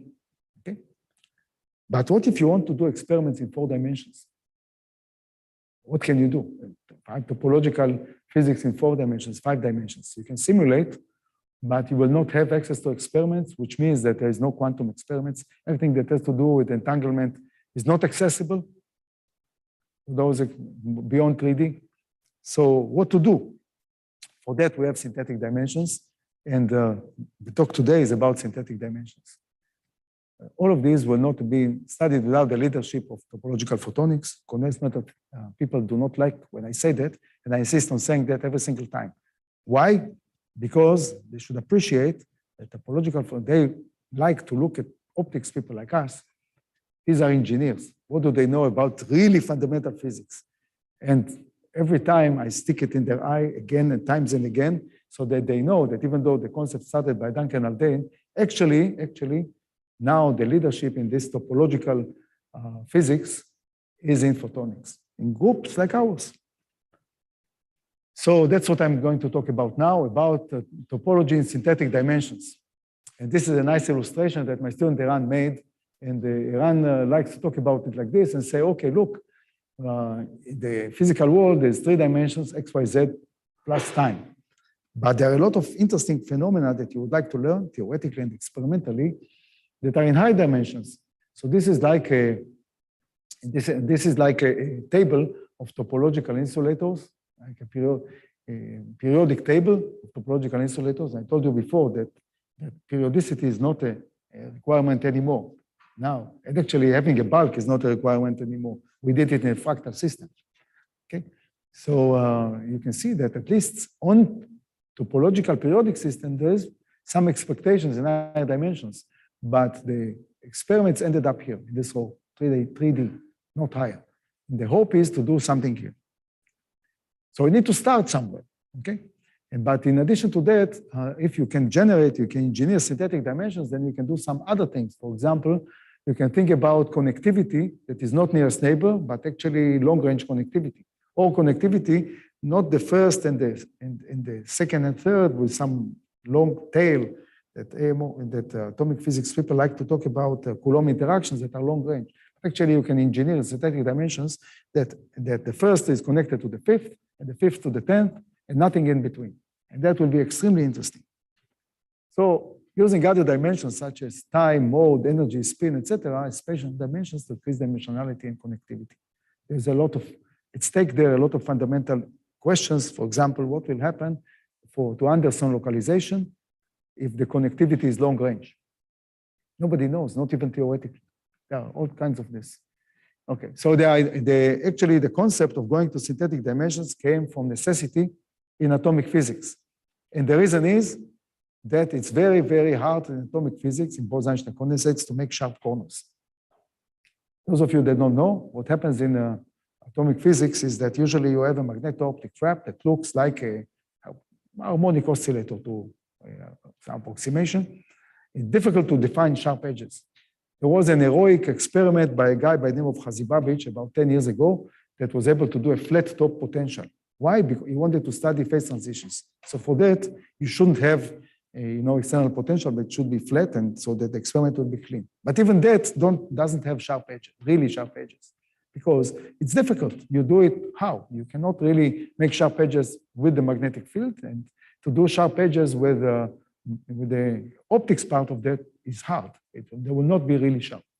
So because of that, Maciek Levenstein, another friend of mine, who happens to be an excellent musician, apart from being a theorist, Maciek Levenstein came up with an idea of synthetic dimension. And this is the idea. This is about topology in synthetic dimension, okay? So imagine that you have an atom, and the atom has some spin modes. This can be hyperfine splitting or whatever you wish, okay? And so there are some modes right here. The modes differ in frequency.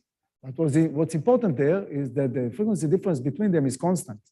So in principle, if you can now have some modulation, then you can start with populating this energy level and you will populate up and up and up, okay? So that's the logic. So you have one atom like this with some modulation that couples them. So if you start right here with just one, with population of one electron here, by coupling between them with a proper frequency difference, it will be transferred to here and then to here and then so on and so forth. Now let's take this atom and put another atom next to it.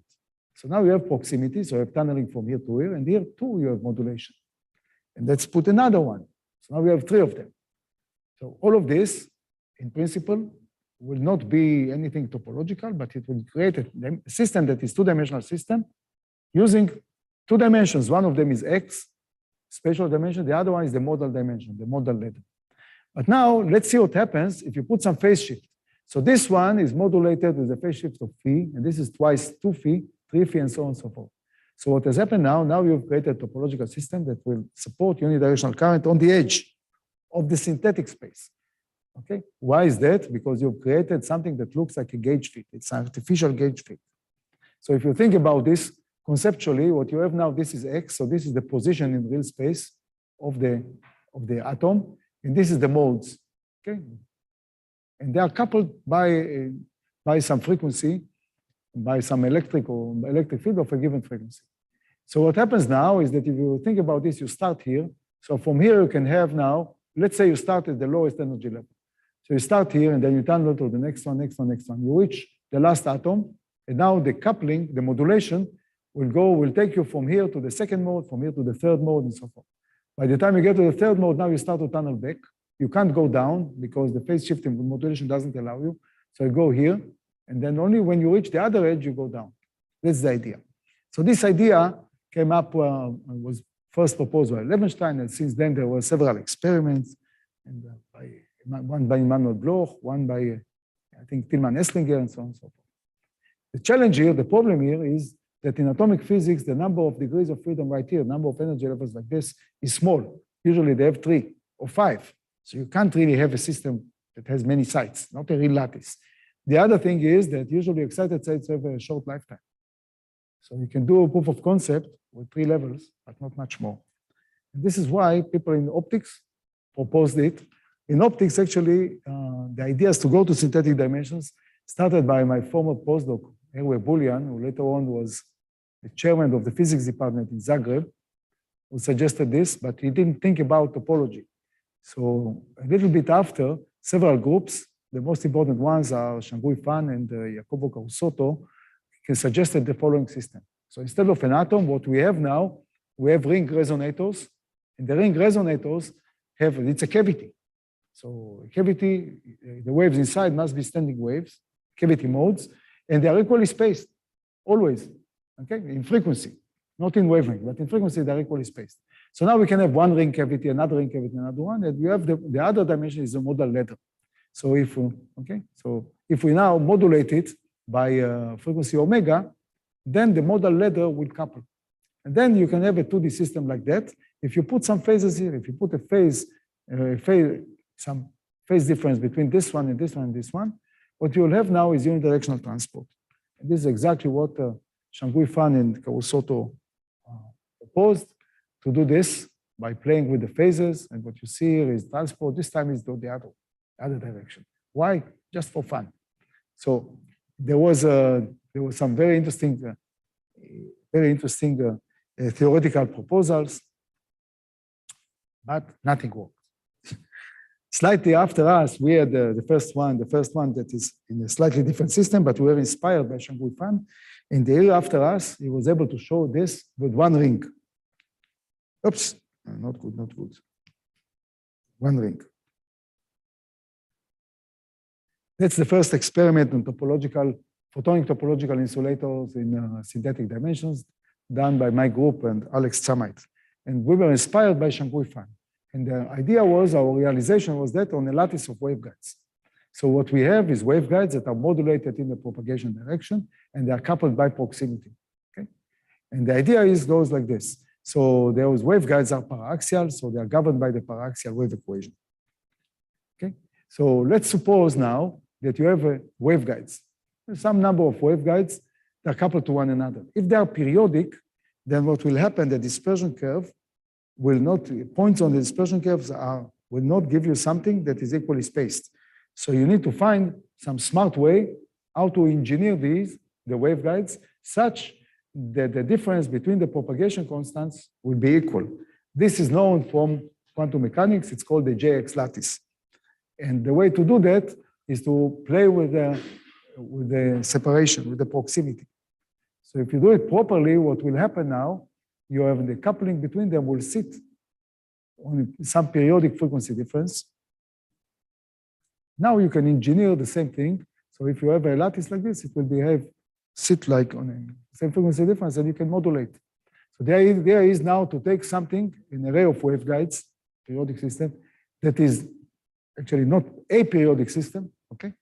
The distances are engineered such that the dispersion curve of Kz, the propagation constant, now it has the same difference between the first and second mode the second, the third, and the fourth, and so forth. And the modes look like this. So they are really equivalent or analogous to the modes of a harmonic oscillator. So what you have now is really the supermodes of the cavity. The lowest one looks like a Gaussian, then Hermite-Gauss polynomials from 0, 1, and so on and so forth. And next thing is, now let's put some modulation. So when you modulate them in the Z direction, you are giving a quanta of momentum in the propagation direction. So as a result of this now, what you are actually coupling this mode to this mode to this mode and so forth. Okay, that's how it goes. So now you have coupling. So if you start with population right here, oops. If you start with launching the light in this mode, the modulation along Z will bring it to this, to this, and so on and so forth. Okay, so that's what happens. So you put some modulation, then the modulation will bring it up. You start here and brings it up all the way. So how to do it? So again, we have super modes of this lattice. And now let's take another column of waveguides. So this is one column, and there's a second column of waveguides. And if we can add to it a third column of waveguides, okay, so this is what happens in the waveguides when they are modulating. So you start with this population here. Because of the modulation in Z, in the propagation direction, population is transferred in full to the second array mode, the third, and so on and so forth. And now let's take this one and put another one next to it, and then another one. Okay, so now we have a lattice in synthetic dimension. In this direction, it's a proximity, it's tunneling. And in this direction, and then the other dimension is the modal dimension. The whole lattice looks two-dimensional, but it's two dimensions, not in real space, but it's two dimensions also in real space, but because every lattice like this is one column, but the topology is in synthetic space, in the modal dimension, and this is in the X dimension. Okay, so that's what happens. So now you need to introduce some phase difference, so it will become topological. So what you do, you create a little bit of phase difference between the modulation along the Z direction. And such that if there will be some difference between the modes, the modulation here and the modulation here and here. And then what happens now you've created unidirectional current on the surface of synthetic space, okay?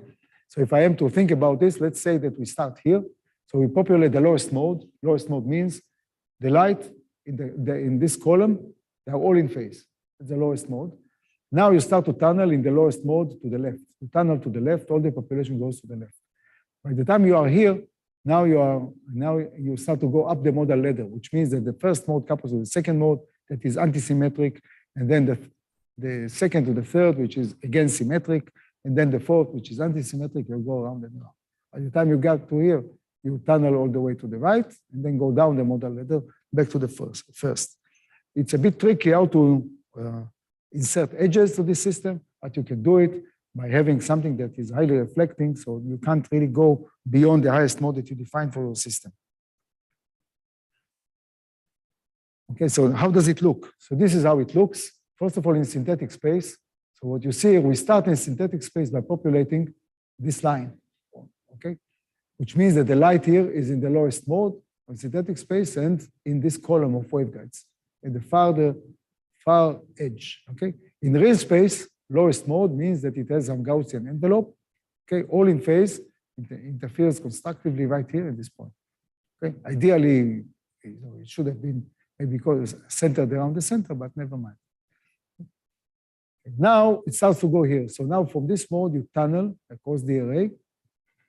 So you tunnel, actually this goes the other way, but that's the same logic. You tunnel across the array in the lowest mode. By the time you reach the other side, you go to higher modes, higher and higher modes. I will show you how this looks, okay? In experiments are done in lab space, not in synthetic space, so we need to know what to expect. So the idea is that you take a Gaussian beam and you launch it here, then Gaussian beam will uniform phase across it.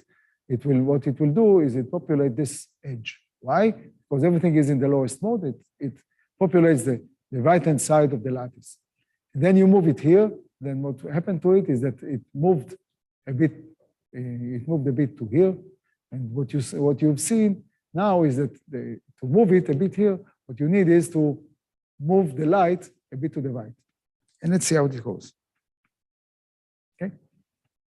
So how this goes is that when you start the light, right here at the very edge, the light is propagated, like in the bulk, up to about half the lattice.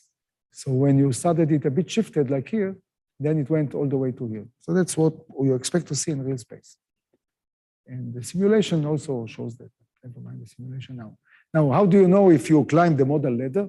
The first mode, all the waveguides are in phase. Then we climb the second mode, what you'll see is that now you'll see that they are not all in phase, but rather you have superposition the first and the second. And this is a higher mode because you can see by the number of zeros.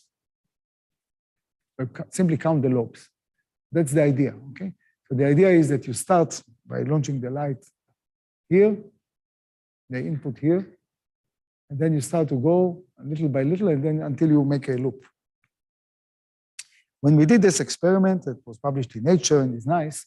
The motivation behind that is to go to a higher dimension. And my student, Eran Lustig, made a nice sketch that looked like this. And what he envisioned there is not only playing with this, so let's go to a higher dimension. So now we need to do something to add one more dimension. One more dimension now will mean, so what he suggested is let's take some modes like that, let's say 3 modes, and let them do like figure 8 in space, okay? So instead of having a line like this, like now we look at the modes within the waveguides. How do we do it? We put some gradient on the waveguides, and the modes are now localized. So now there will be 3 dimensions now. That's the idea. So we wrote that in the supplementary information of the paper, and people thought that it's very hard to do. Everybody deserted it. And the idea was, why did we do it? Because what we wanted is to think about experiments in 4-dimensional physics. In between, 1 year after us, Shankui Fan was able eventually to fabricate a ring, 1 ring, but with 1 ring, he did magic. So what is shown in this 1 ring, actually, he said, okay, let us now in the ring, we can have modes that go clockwise or anti-clockwise. And they can couple by the modulation. So what he did, therefore, he created synthetic space that has, in real space, it's just 1 ring. So there's no dimension, dimensionality is 0. So dimensionality is all synthetic. In 1 dimension is the energy, frequency of the wave. In the other one is 2 options, clockwise or counterclockwise. And he was able to show that he gets a topological insulator here. Everything is edge, so it's hard to call it topological insulator, but there is topological flow here of energy and so on. And we are after 3 dimensions. Why? I'll tell you at the end. We want to do, actually to go and do classical and quantum experiments in 4 dimensions and higher. This is why. So we have to go to 3 dimensions. So let's first of all review what is known about 3-dimensional topological insulators. What people like to call strong, unlike weak, that I'll talk about it shortly. Okay. So what is it? It is like before, the bulk is insulating, and now we have some topological effects that create topological edge states, perfect conductors on the edge, but the edge now of a 3D body, the edge is a surface. So now you have all these effects on a surface and an insulating bulk. That's the idea. And it's robust to all kinds of disorder, just like the logic that I explained to you before, same logic, okay? Never mind this. And so first thing is that nature has not given us many 3D topological insulators. I think the number of materials that are 3-dimensional topological insulators is very, very small. I think smaller than 10. Real materials, I'm not talking about models that you write, define them by equations. So people said, okay, let us take 2-dimensional ones where we have many materials and stack them one on top of the other. These are called weak topological insulators. So a simple way to create a 3D topological insulator is to simply stack them. So you take one, let's put one is a topological insulator in 2D. Let's put another one, you make a sandwich. That's how it looks. The good part of that is that it's 3D. The bad part of that is that there's nothing topological in this dimension, in the vertical dimension. So in the vertical direction, if you put some perturbations, you immediately break symmetry and you create a defect and you destroy topology. Okay, this is how. Let's take something, the simplest topological model, which is a B-atomic lattice, and then put another one and another one. They are connected through coupling, through tunneling, okay? So this one is topological, this one is topological, 1D. In this dimension, there is only tunneling. Okay, so you can actually, so which means that now this one is periodic, so it's crystalline, and you can look at the dispersion relation, look at the bands. Okay, and this is the bands. Now let's see now what a perturbation does. Now, if you put a little junk somewhere, what you do, you're creating now, you're opening a trivial band gap, you destroy topology, and you can't have a trivial band gap opens, and the 3D topological insulator breaks. Turns out that if the perturbation is not engineered, but actually random, then by chances are that it will be more or less robust. But it's still weak. The protection is, you don't have protection in this direction, in the stacking direction. The other option was, very, very interesting, is to put a dislocation. The dislocation is a very particular defect that can actually change the situation and couple the two-dimensional layers, topological layers, to one another. This was proposed by Vishwanath, Ashwin Vishwanath, since then moved from Berkeley to Harvard. And this is the idea. The idea is, let's put a dislocation right here. Dislocation means that we remove one line. Okay? When you remove one line in this structure, now you have something deformed that looks like this. So now this direction, this corner now will be very different than the region of the dislocation. Because what will happen now here, you can close a loop, but here you cannot close a loop. You have to go one layer up or one layer down. Okay? Never mind the Burger's vector for now, but that's what happens to it. So what will happen now, the states, how if you put the dislocation, the states become three-dimensional and they cover the entire surface. And they are robust. They are not sensitive to perturbations. That's the idea. Okay? The idea is to take a 2D topological insulator and stack them one another with a dislocation. So what did we do? We actually looked at this one. This is another model that is called anomalous Hall effect. Other model is like opening a valve. You have like two valves and you create connectivity in time steps. Step 1, step 2, step 3, step 4, and you can create by opening a valve like this sequentially, you can create a current that will be, you can create current that will be unidirectional. Okay? And let's do like that. And now what we want is to take our column of waveguides and input some index gradient in them. So when we do it, the wave functions become localized. This one is localized here, and this rightmost waveguide, and then this one in the middle, and this one in the end. And then let's create now a lattice of waveguides just like before. Okay? So we have now, let's say the lowest modes are here, and this is the higher modes of the waveguides, and then one more higher and so forth. 3 is good enough. 3 here is 4. Okay? So what you have now, if you look at this map, it's a 2D map of waveguides. So this is waveguides number 1 in one of the columns. And so these are where there is a wave function concentrated. So you see that they have different colors. And the idea is that if you create a system that is 3D like this, then everywhere there's dislocation, the light will transfer from mode number 1 to mode number 2, and then mode number 2 to mode number 3, and so on.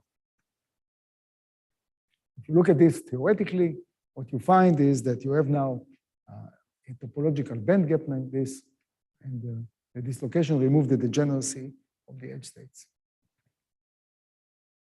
Go. Something along these lines was done recently in microwaves.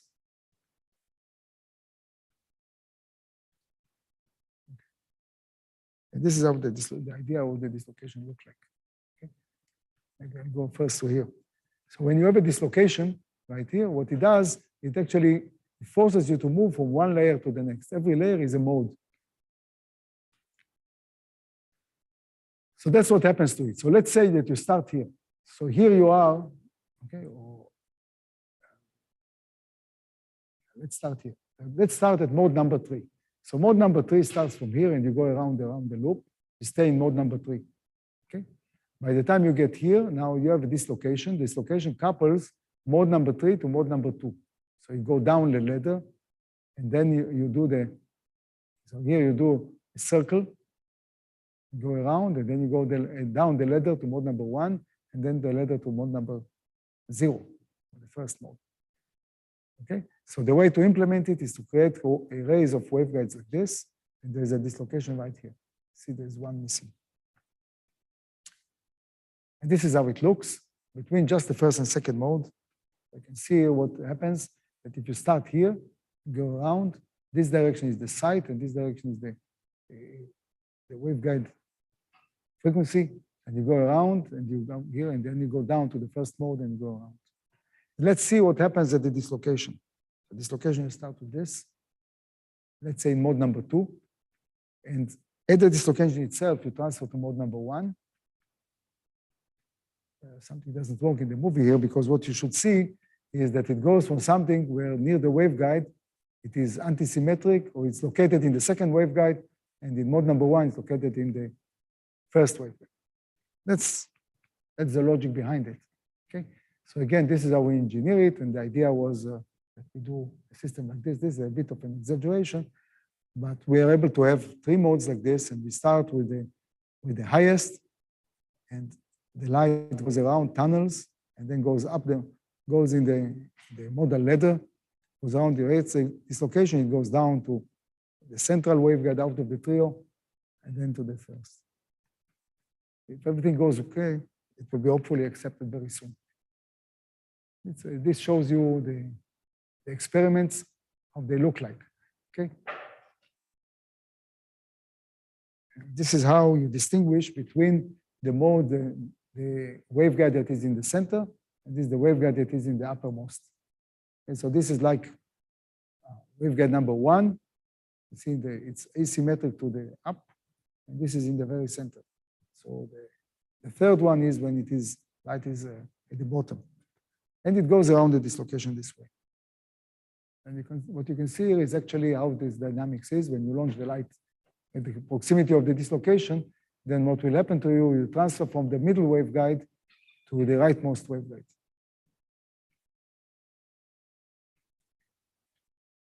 Okay, so what is it good for? So one of the directions is to create a laser that is topological laser that can emit mode locking. To have mode locking of an array of lasers has been a challenge of many, many years. Actually, there were only 5 papers in the literature of mode locking an array of lasers. One of them is my last paper in my own PhD. And after that, there's no technology. Nobody tried because generally people fail. Those were, everybody used all kind of external cavity, linear, non-linear, or something. But if we want to make it on a chip, so far it's impossible and nobody was able to do it. So here we suggested how to do it with a topological insulator. So the idea is that, just like I said before, the idea is to take these kind of rings, take an array of rings. The dimensions are, one dimension is X, the other dimension is the modal dimension. Next thing is, let us now give gain only to the higher mode. The third one is now we want to put another ring, another array of rings, and this one will just have loss. So now we are making a distinction between them. One of them is having just gain, and the other one is just loss. Okay, so we have 2 rows that are coupled of ring cavities that are coupled to the edge rows. So the transport will be actually going from the first mode. So let's say you start here, you go up to the first mode, you tunnel, and here you go down to the lowest mode, and then you tunnel to the left, okay, and here you tunnel up. You go to this one, you climb in the modal ladder. How is this done? The modulation is here, and the modulation is here. Okay? That's the logic. Now this one has gain, and this one is just loss, and it will lace. It will be a topological laser with this robustness. And we looked at it numerically. We solved the equation time and space. And what you can see is that when the system is topological, you have very nice mode-locked pulses, and the efficiency is high. And when you start to put disorder into the system, everything that if the system is not topological, doesn't have this phase shift, you get crap. Whereas in the topological case, it is the pulses are nice and clean. Okay, just for the comparison, what we see here, this is the upper one is topological, the lower one is non-topological, and this is without This is a clean case, and this is word perturbation, some disorder. So back to the vision, in 2018, we had this vision of going to high-dimensional physics. So we were able already to go to 3D.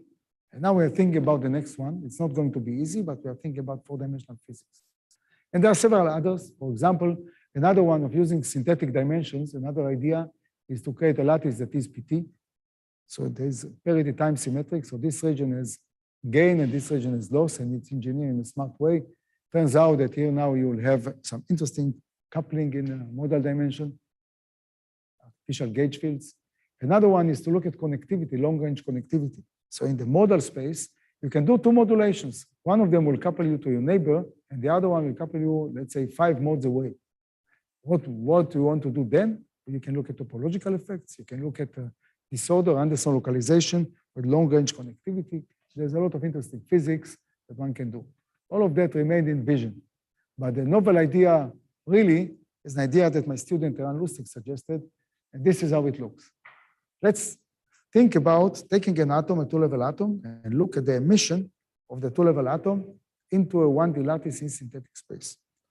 Start with 1D, okay? So this is the idea. Let's take a ring, just one ring, and in my ring, I have these cavity modes and put some modulation. Okay? So far, so good. So if there's no modulation, you have like a lattice of modes, evenly spaced in frequency, but they are not coupled. If you put modulation at the frequency difference, now you have a lattice. It's a finite lattice. It's an infinite lattice because it's not really defined by energy. Okay?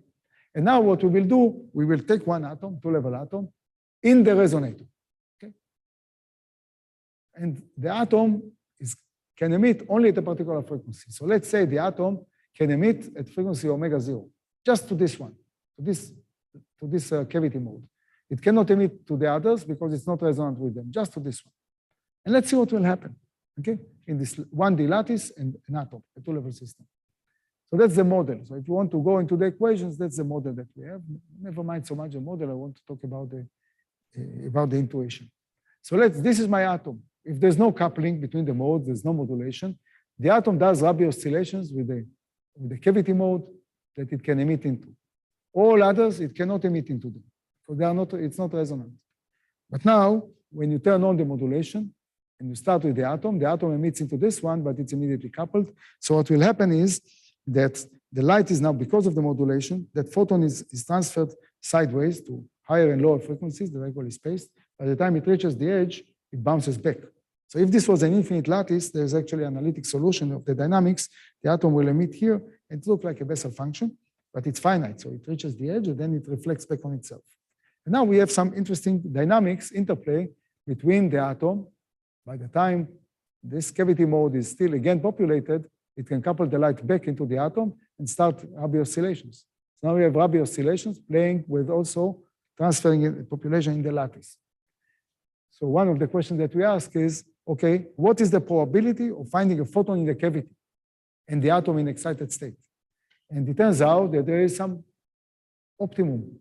The optimum is really defined by the ratio between the coupling between lattice sites, or the modulation of the refractive index in the cavity, and the coupling between the atom and the resonator mode, omega 0.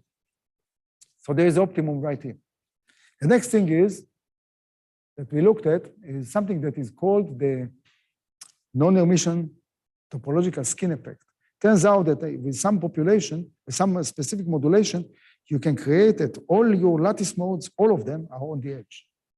No bulk. It's not a topological insulator, but it is a topological effect, and all of them are edge states. So it turns out that when you do this atom, when you do the same thing with making the lattice non-emission, how do you make it non-emission? The coupling between lattice sites to, let's say, from left to right is stronger than from right to left. Not easy, but possible to do it. And then what will happen to you, you get something that looks like plateaus. We don't know yet if it's artifact of its real physics. If it's real physics, that's extremely interesting because it's reminiscent of Landau levels. There is a lot of other things to say. That's the two things that's what I just said. The topological skin effect means that the eigensets of the system will be on the edge. And how do you do it? You do it by choosing that coupling up and coupling down are not symmetric. And if you look at the emission, in this case, what you'll see that the emission goes into those, not always to the edge. And it's non-reciprocal. And the most interesting one is that when you do that, and your atom, here you can see what happens to the atom. So the atom, let's say, is here, it coupled to this mode. And then because of the dynamics, it starts to go. Okay? And eventually everything is on the edge. What you get is collective Rabi oscillations. So very quickly, the photon that was emitted, the single photon was emitted by the atom into the lattice of modes in the cavity. Very quickly, it's equally distributed everywhere in the cavity. And then it starts to do collective Rabi oscillations with the atom, even though the only one that is resonant is the one atom, the one cavity mode, and all the others are not. Still, it does collective Rabi oscillations. Very interesting. Why is that? This is the very beginning of something that we want to play with. Our dream is to look at quantum photonics, quantum optics, in 4 dimensions and higher. So whether it's topological or not, it's less important, but we would like to think about it in higher ones. And one of the dreams, for example, is to look at entanglement and entangled states, how they distribute and redistribute. I'm not sure that it will help to do quantum computing, but certainly it must have influence on quantum information, and there will be a lot of interesting new ideas coming up. So this is really just the first attempt to look about quantum effects in synthetic space. I will stop here and I'll say that what we do, we have some crazy ideas that are actually general physics. We do it in optics because this is what we know how to do experiments. And we know now to do experiments of this sort in some other system, maybe we would have done it. But optics gave us a very good set of tools to play with a lot of interesting ideas, and that's what we've been doing for quite some time. And the lesson from that is always to think ahead, not to do secondary work, but to think about something completely new. So here I will stop. Thank you very much.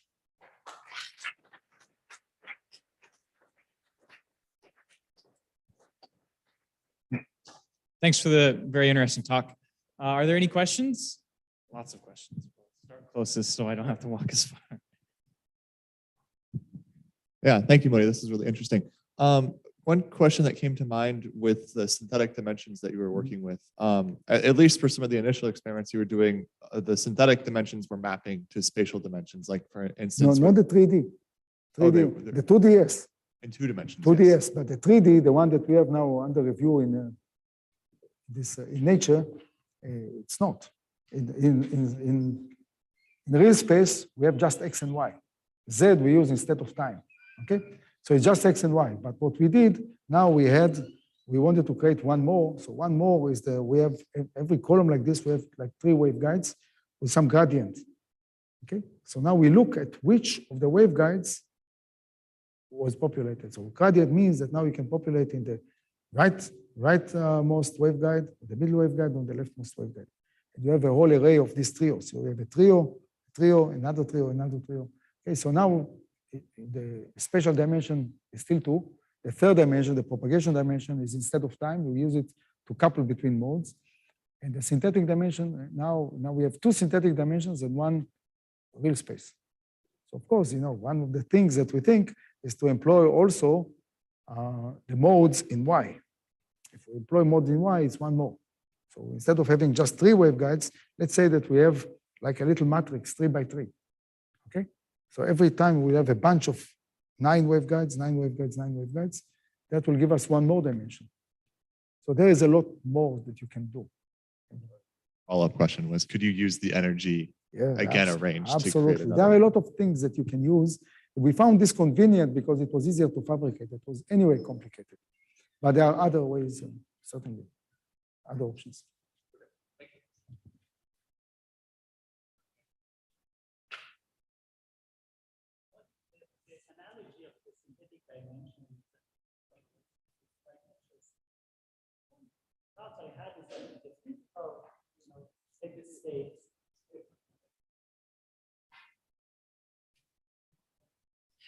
So the question is, in the case of synthetic dimension and mimicking what happens in the physical space is an interesting analogy. In the physical space, the real advantage is a mode that doesn't go through a scattering because of forbidden gap and so on.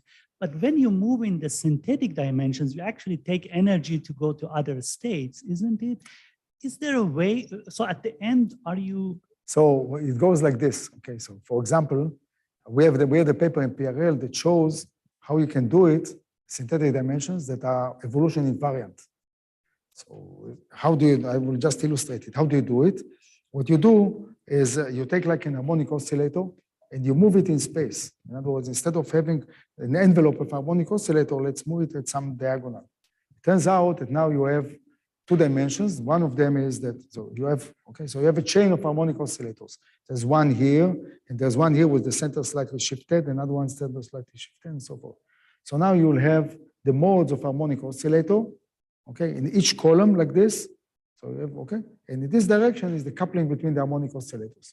And now you don't need the very fact that you shifted it like this, they are shifted, you don't need to do anything in the evolution, not in time and not in Z, nothing at all. And you have a very nice topological insulator here, scatter-free in synthetic space. In real space, it scatters. In synthetic space, it doesn't. Actually, in real space, it occupies a good part of the bulk, but the mode in synthetic space remains confined. Will this have applications? Until I saw these last slides that my students generated, I thought that all this synthetic space is very interesting to look after new physics, new ideas. But I didn't think that there are applications. And then I came up with the idea of the laser. But it's a bit far-reached because of rings and this one. Maybe Mercedes Kajavikan can do it, but it's very difficult to fabricate this kind of laser. But then my students came up with this. And if we are able to show collective Rabi oscillations, that means pulsing. It means that you get a system where one atom emits to one cavity mode, and the cavity mode are coupled, and you can get pulsations, something like mode locking, that requires many frequencies, despite the fact that the atom is resonant with just one frequency. That has real applications. That already now, if we can actually make something like this, that means now that you will be able, in a cavity like this, with a very narrow band atom that emits just one cavity mode, to make mode lock laser on a chip. To me, that's fascinating.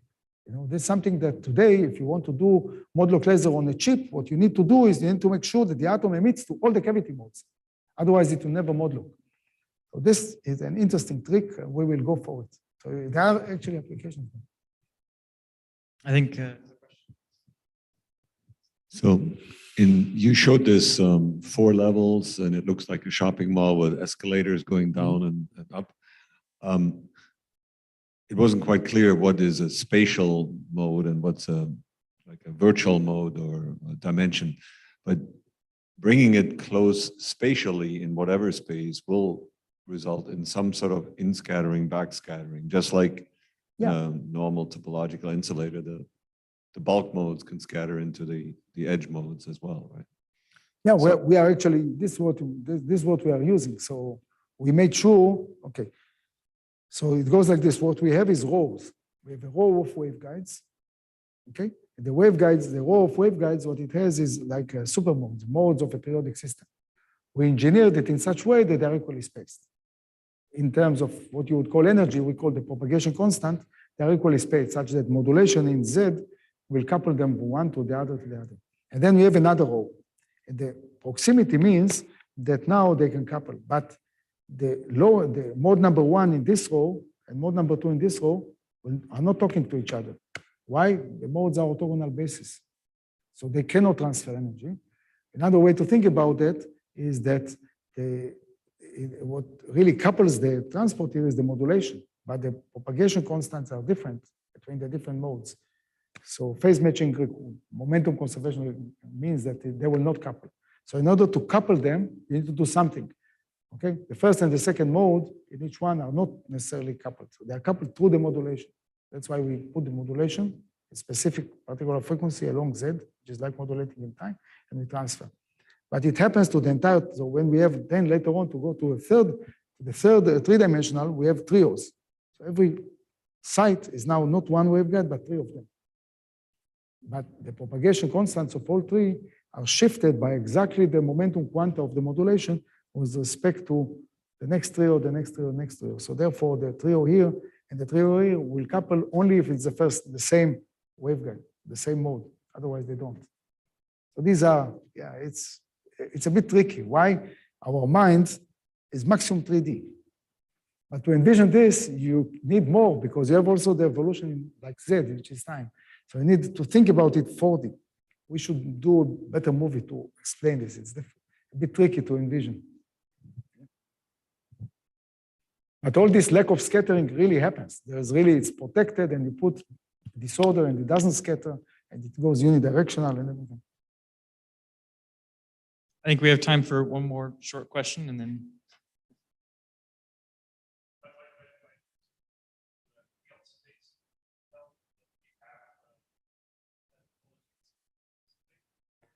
Yeah. The way to do it, especially in the 2D is easy. I showed you, it's okay. It's a bit hard the first time, but when you look at it, it's easy. 3D is more tricky because you need to see where the light is, in which lattice mode, and within the lattice mode, each of the three waveguides occupies. So if you have a circle there, let's say, and this is the one waveguide, this is waveguide 2, this is waveguide 3. So you need to see all of them. So when it is in the center, it's like in mode 2 of the leftmost column, let's say, okay? And in the mode of the lattice, that is all in phase. So there are 3 degrees of freedom here. One of them is X, the other one is the column of the modes, let's say a mode, the lowest one is the one where all of them are in phase, and the third one is which waveguide it occupies in the trio. So we actually, you can see it. So maybe I should show a little bit how it looks, and that will help a bit.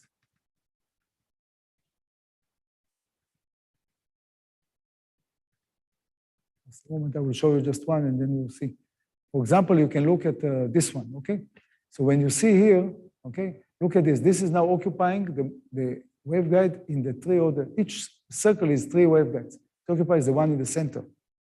But if you look at this, here, now it occupies the one that is upper, okay? Up. So that's how you know. So each circle is 3 waveguides. It occupies the one up. A bit hard to envision, yeah. And what the dislocation does, the dislocation is engineered such that it can actually couple one to the other.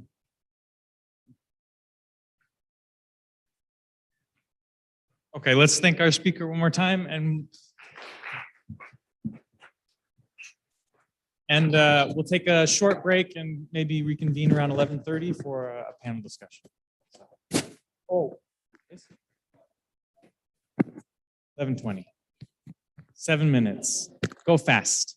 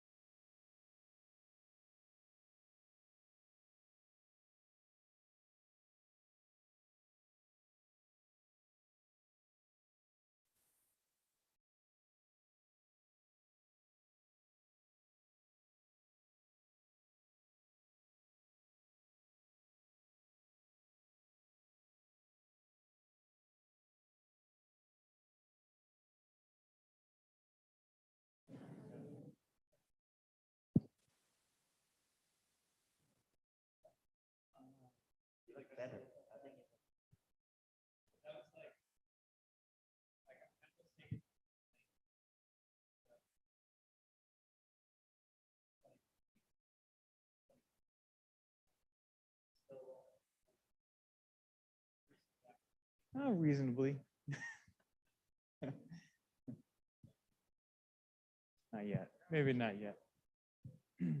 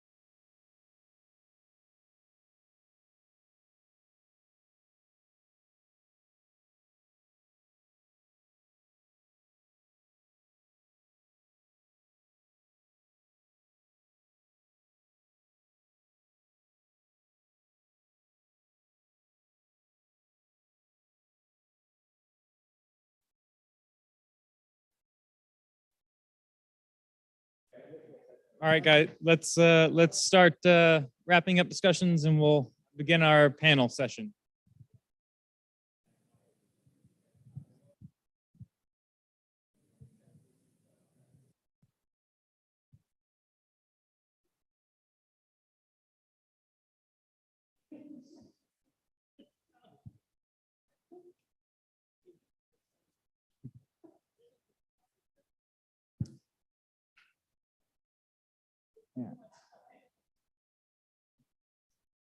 Okay, so we're going to start our panel discussion. I just I want to introduce the topic and then we'll jump right in.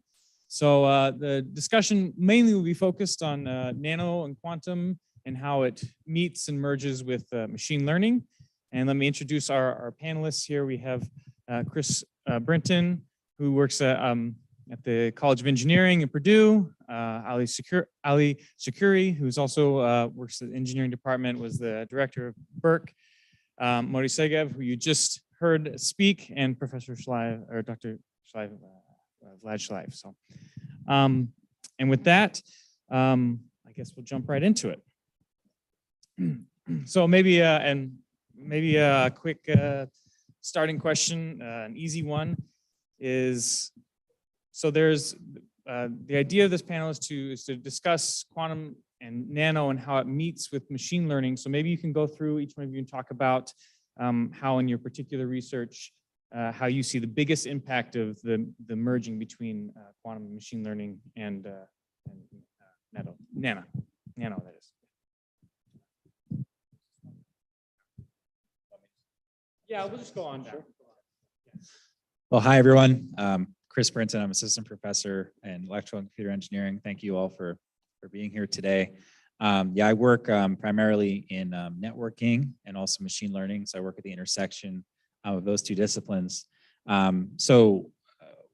one of the questions that I look at quite a bit is how to most efficiently learn models in the presence of heterogeneous types of network devices. So devices from your smartphones to drones to self-driving cars, right, that may have disparate types of data, and we may want to actually learn a model across them, okay? So it brings up a lot of challenges related to how capable our devices are. There's a lot of heterogeneity challenges because there are a lot of differences in different kinds of devices. And requiring this intelligence at our devices to do tasks that we want, whether it's recommendation system or something else, really needing to have this intelligence in near real time, like very fast. And so to me, that's where quantum can really provide a lot of benefit to what I'm doing with a lot of the improvements and enhancements in speed and computing capabilities that are being discussed and being worked on in quantum processing. We can get across a lot of these issues, that we have today related to the speed and the latency of decision making. If we can somehow integrate not only quantum devices, but even quantum principles into the training of machine learning models. So that's what I would say. On the other hand, I feel that so that's how quantum can benefit machine learning. How can machine learning networking benefit the quantum domain, right? It's the bidirectional relationship. I feel that a lot of the principles that we have in ML, we've taken a lot of the mathematical and computer science based approach, really driving into information theory as well. And so I think a lot of the principles that we use in training of models could perhaps inform and optimize the development of quantum systems. So that's where I guess I'll probably leave my introduction.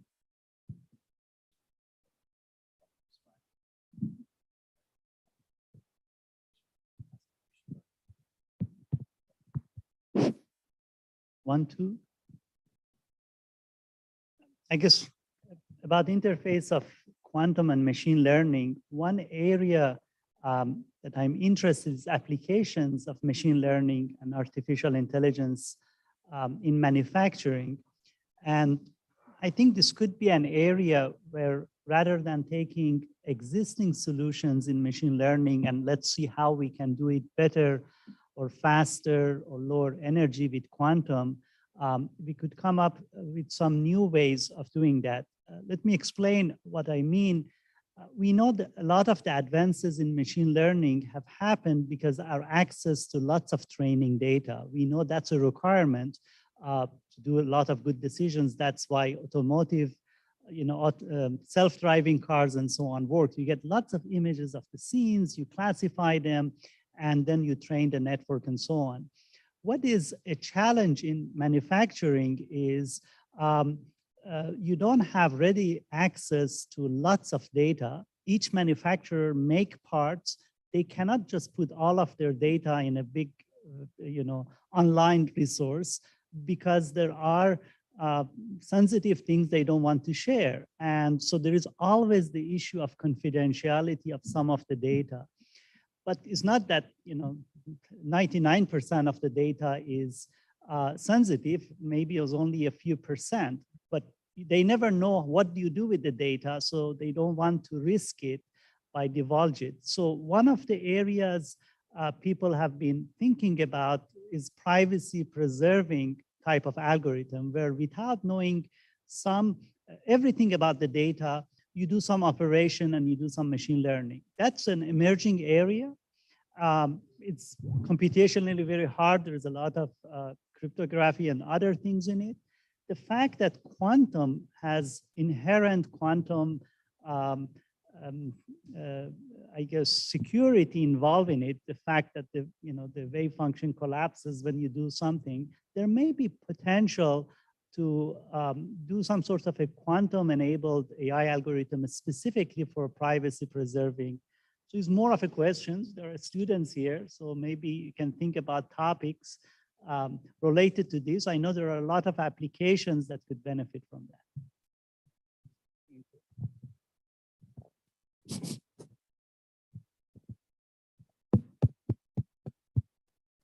Yeah? Okay. So I want to talk about something that is interesting, and I think people don't think about it, especially from the machine learning side. In the physics side, we are familiar with it, with this problem, but we don't give it a thought because we are not, for us, machine learning is a black box. It goes there, but I want to ask first of all the audience, how many of you, please, everyone that came from machine learning, please raise your hands. Machine learning and not photonics. Unfortunately, except for this guy, what's his name? Koshik. I wish he had stayed because this is something that could have interested him. But I guess he thinks that photonics is not interesting. So let me tell you exactly what it is. In 1982, Richard Feynman came up with the idea of quantum simulators.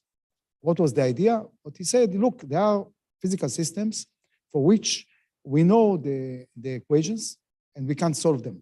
We can't solve them because all the computational power on Earth cannot solve them. Today, we call these kind of problems NP hard. Or maybe better said, NP impossible. And so, for example, let's say that you're looking at atoms that are confined to sit on something on a lattice, and you put some little variation in the depth, potential depth. Okay, if there's only one atom on a lattice, then we know we solve the Schrödinger equation in periodic potential with some variance on the depth of the potential. It's Anderson localization. Anderson won a Nobel for it. But if you have two of them, and now we have two independent degrees of freedom, or more actually, two atoms, and you have many atoms like this, the maximum that computation power can solve on a very good computer is 20-some. I think all the computational power on Earth can go up to about 50 in one dimension. If you want to go to 2 dimensions, you can't do anything. Now, it's interesting, you can do maybe 2 by 2, but you cannot go on a lattice. So you cannot go, let's say, 100 by 100. So you cannot do simulations. And usually you cannot solve analytically either. So what Feynman suggested is let's prepare a physical system called atoms or whatever it is, that we design the system such it will obey the Hamiltonian, obey the equations that we want to solve, and the initial conditions and boundary conditions, let it run once and twice and 3 times, and eventually look at the outcome. The outcome is like an analog computer, but quantum. This is very, very nice. The problem is now let's look at the results, and they all look the same. I'm telling you that because I am familiar exactly with this kind of problems. They all look the same. You cannot tell what happens.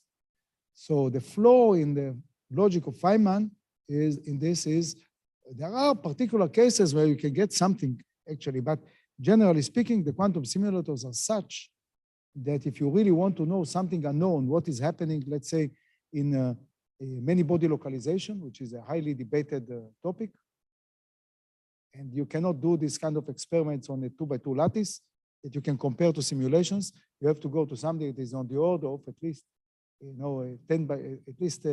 20 by 20, or maybe 100 by 100. You look at the data, and it looks crap. It looks like some kind of a powder, and you don't know. You can't do anything. You can't go and look at correlations. You can't do.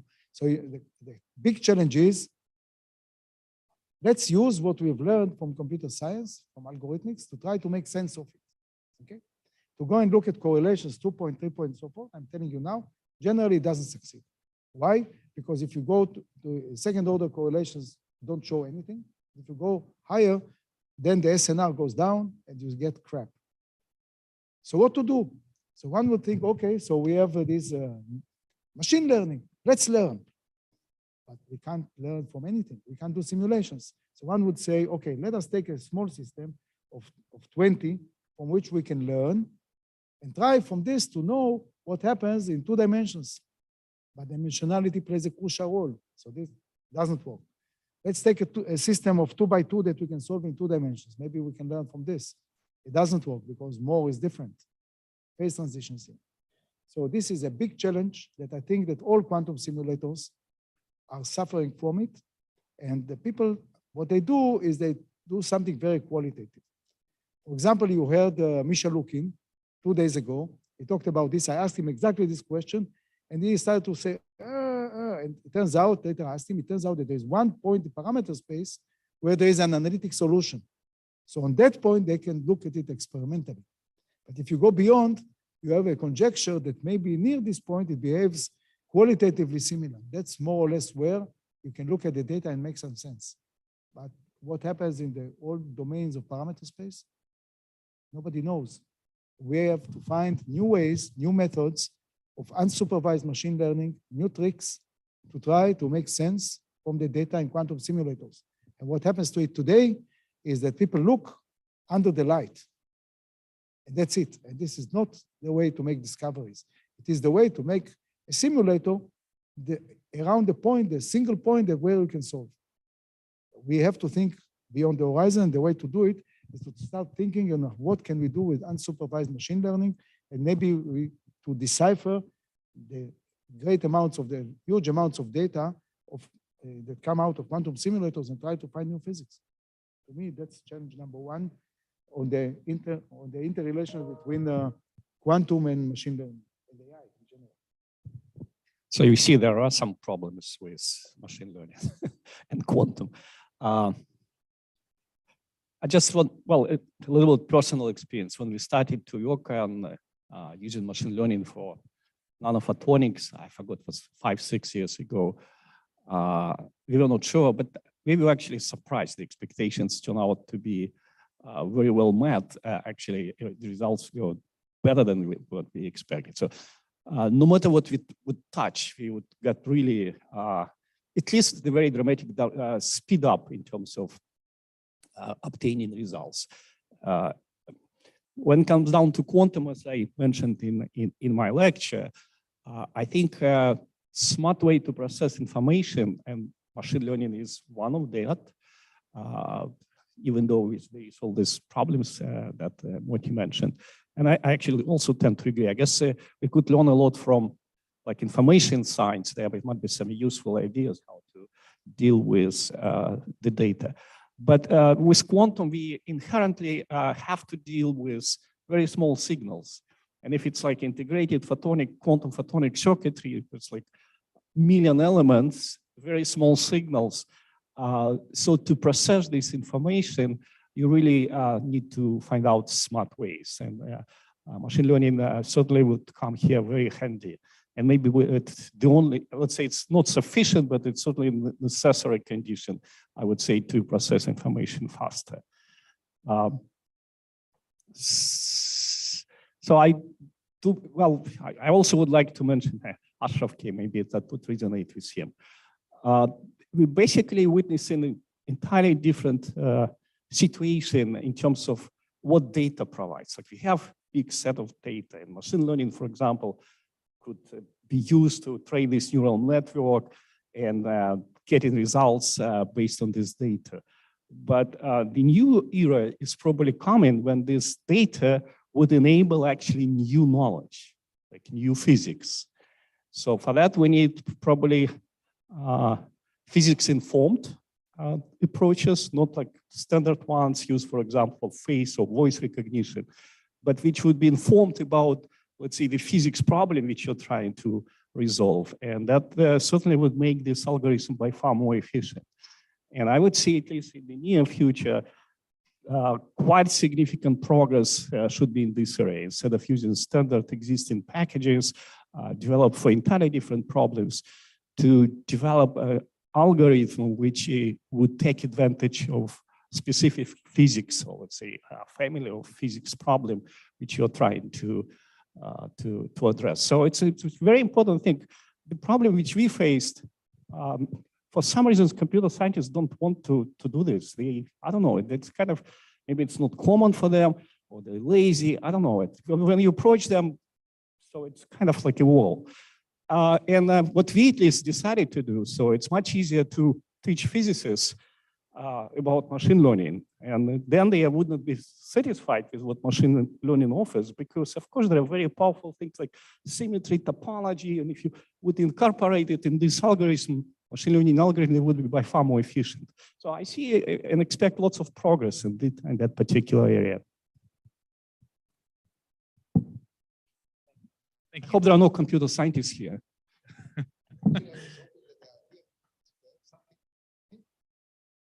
Thank you. So one theme that kind of a lot of you touched on was the speed up of machine learning. And I want to just kind of maybe probe that a little bit more and ask, do you think that there are other things besides just the speed up of machine learning that will play a crucial role? And I think you had also talked, I mean, maybe Modi had brought this up a little bit about how unsupervised learning, maybe we need to better understand the outcomes of it so that way we can understand the experiments that we have. But use the, in conventional algorithm of unsupervised learning. It doesn't work. I'm telling you, because my students try.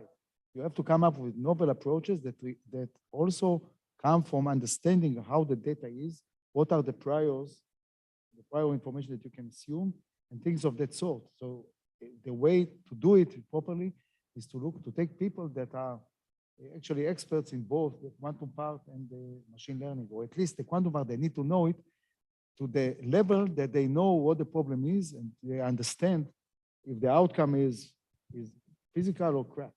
So that is not easy. But I'd say it has also some kind of an educational issue. As we are trying at the Technion, we are trying actually to educate people that will be on both disciplines. And what we are doing is we are taking talented graduate students that are just graduating and encouraging them to go to do a postdoc in a place that also has quantum. Let me give you an example. So there was Technion is very good in information theory. Some of the people that won the highest awards, the Marconi Prize and so forth, are at the Technion. The data compression was discovered at Technion, the Lemper-Ziv algorithm. This crowd doesn't know what it is, but I think you are from computer science or something, so you probably know what is Lemper-Ziv. You have JPEG. It was invented at the Technion, not in this form, but in the I would say primitive form of 1979, the Lemper-Ziv algorithm. Anyway, so what we do, so we take the best people there and we send them to do a postdoc of somebody that does quantum information. So what they will know now, we will take the tools of information theory and implement them on quantum information theory. That's a field that is not born yet. So we did it with one person and we just took him back as an assistant professor. And that's the idea, to take these kind of people that are very good in the non-quantum part, make sure that they know at least some and send them to a place that is doing theory or experiments on quantum information. And these people will become very precious. I think 3 years down the road, you will see that every place in the US is looking for such people. I want to add a comment about what Vlad also mentioned. Sometimes, the distance between disciplines is so much that we don't appreciate. I remember when I was a graduate student, the usual joke was that computer scientists work with zeros and ones so much, they don't know how to deal with any other number. And the real challenge is that physics is about real numbers and variables. Of course, it digitizes it, but you get intuition out of numbers. And as physicists, also learning, from differential equations, we get intuition from terms of the equations. So there is, the whole understanding that comes with the entities that you work with, which are real numbers, which are differential equations. The challenge is that machine learning come from a completely different background. And the data is already in a form that is 0 and 1. You could do a lot of classification and so on, but I think then how to connect it to some of the physical intuition, that's a real barrier. That's why they cannot do it. I remember I thought early on there should be an easy correspondence. In physics, we talk about degrees of freedom, correct? An equation has 3 degrees of freedom for how many initial conditions you need to solve a problem.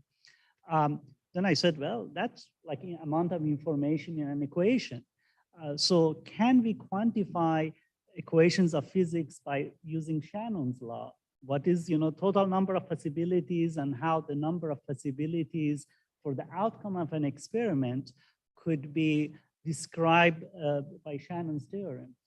One of the early kind of awakening was that there are infinities that we deal with all the time in physics, and computer scientists don't have to deal with it. What I mean by infinities is a distance is a real number, and it can be 1, it can be 1.001, but it can also be a square root of 2. And the square root of 2, by definition, has infinite information.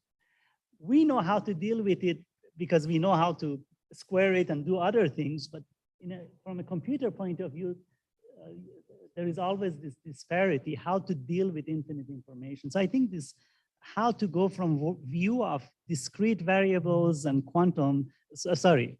computer science to physics that has more of these nuances, that's a real challenge.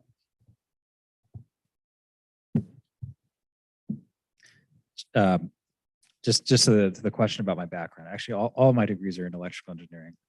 And I teach signals and systems next semester, so I do know some things about signals.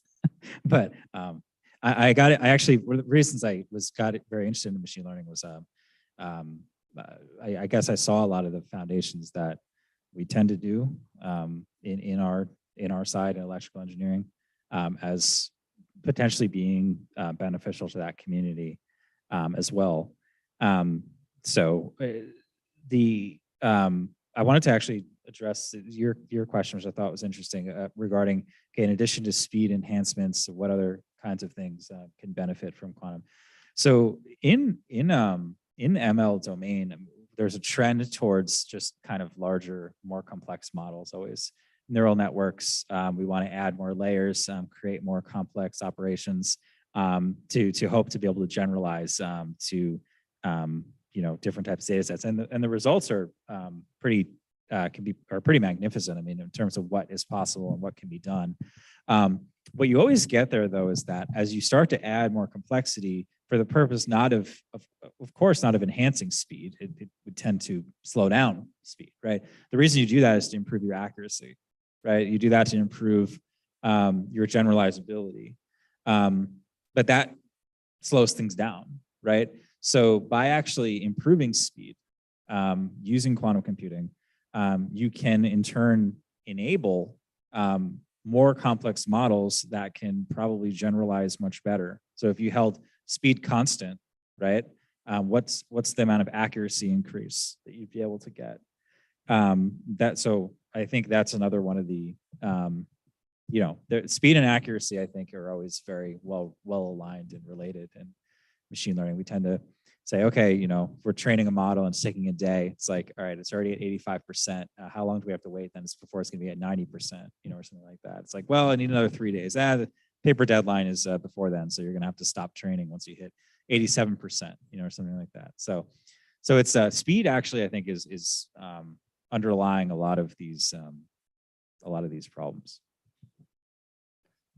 I'd like also to say a few more words related to what Moni mentioned. That I think that quite a significant breakthrough could be if you really would learn more from other important related fields like information science, information theory, specifically in this case. I want to bring an example from actually Moni's research. So there is such thing that resolution limit for imaging. Strictly speaking, there is no limit. It's all about how to deal with information which you collect. And in principle, you could get arbitrary high resolution, but it's not easy, and you really need to be able to deal with data. And surprisingly, actually, people working in like astronomy, like this big set of information, they know quite a number of these tricks. Working with sparse matrices, there are many tricks how actually you could do it. And Moni did beautiful work in this regard by using some ideas from this information theory, how they deal with this data. and demonstrating this super resolution imaging. This is, and he mentioned also another thing, like with this many body problem content simulation, you get the data, you don't know actually what they mean. Again, information theory might be very helpful in terms of interpreting how to squeeze out valuable information from this data that look mysteriously and sometimes the same way. I guess the bottom line is we need to cross the border. We need to learn from other fields, and that certainly could help to speed up, let's say, in general, what's going on and how we use this machine learning and other AI things for helping us to solve problem of the real world, physics problem and other problems, and quantum indeed too. I want to continue along this line of thought and to say that by now I have experience with interacting with people from many departments. I have the technical papers with people in 9 departments, including all the way from mathematics, mechanical engineering, all the way to chemical engineering also. And along the way, of course, physics. So I find that the people that are most suitable to be able to do significant work by connecting 2 disciplines are electrical engineers. It's not physicists, it's electrical engineers that are trained enough in physics and trained enough in EE. For them to get into something new, they'll feel okay. They'll feel okay. And I can give you quite a few examples, not only from my own experience, but from some others. Let me give an example for mathematics, okay? So how many of you know who was Ramanujan? I would say about a third of the audience. Ramanujan, you can think about him as one of the greatest mathematicians that invented conjectures. He did not solve them. He did not prove any of them. He came up in conjectures in number theory. All kinds of crazy conjectures that others were able to prove. But how did he do it? Nobody knows. He saw it in his dreams or whatever, but he came up with wonderful conjectures. And is one of the most appreciated mathematicians in the 20th century. Unfortunately, he died at early age. Otherwise, we would have had many more. Question is, can we use machine learning in some way to create conjectures? Not to solve them, not to prove them, to create conjectures. Well, the answer was given by a former student of mine, who is actually a big star by the name of Ido Kaminer. He had a paper in Nature. It's called the artificial AI Ramanujan, or the Ramanujan machine. And what it does, it creates conjectures. And you can log into it right now and operate it and actually train it and try to come up to make it to create new conjectures of your own style. Or you can take some of the conjectures that the machine has created and try to prove them. So at the beginning, the mathematicians didn't want it. Why? They said, no, only the human mind can create conjectures. What a machine will do, it will check all possibilities, and this will never converge, and you cannot create new conjectures. But by now, there are many mathematicians that go in, and actually some of them proved some of the conjectures. This show, I think for several months, this was the hottest paper in AI for quite some time. Now, the reason that Ido Kaminer was able to do it, except for the fact that he's an extremely creative person, is because it makes sure to train himself in physics, EE, and mathematics. And if you ask him choose just 2, he will drop mathematics. That tells you that people like you that are sitting there on the physical side of EE with enough training on each one will have enough confidence to go and do something significant, even though you are not originally trained in that area. Okay? So that is food for thought, and please think about it when you choose your career path. This is where this kind of things can be helpful. The basic training of EE and physics is really the one that I think can encourage you to think beyond the horizon, come up with new things and connect between 2 disciplines. I have first, before we go any further, maybe we just open up to the audience if there are any questions or any comments that people would like. Yes.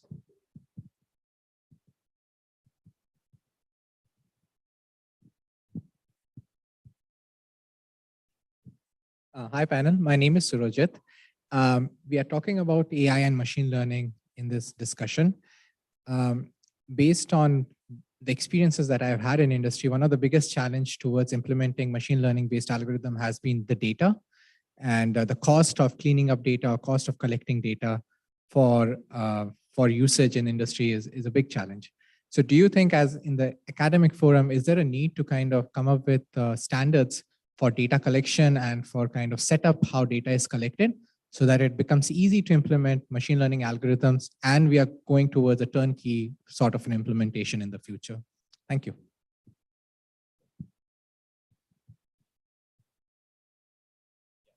Maybe I could just start with that. I think that's a great question, because if you look at trends, there are some communities that have like standard data sets that everybody's kind of assumed to train on, right? Especially in computer vision. Computer vision has a lot of image recognition data sets. There's MNIST, fashion MNIST.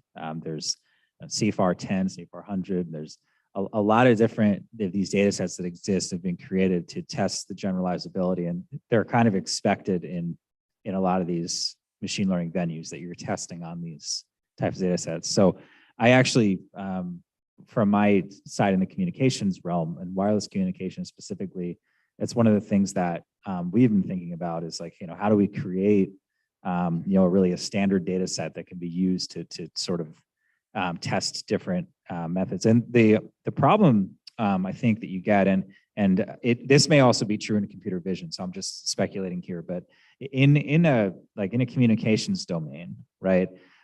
Just the number of variables that can affect your data set are just enormous. I mean, when you talk about like collecting data about, say, wireless channel conditions or something, the number of users, the environment, the temperature, the number of obstacles in between source and the destination, the specific transmission protocol that's in place, the types of devices, what their physical elements are, right? There's just so many variables, and so it's hard, I think, to create this kind of standard data set in these domains. And I think we could probably say a similar thing, I would imagine, in the quantum space. I'm not as familiar with that, but that there's just so many potential variables that we need to, but we need to start somewhere, right? And so I think it's a very important question, this idea of creating standard data sets that can be used to assess progress of ML in different domains.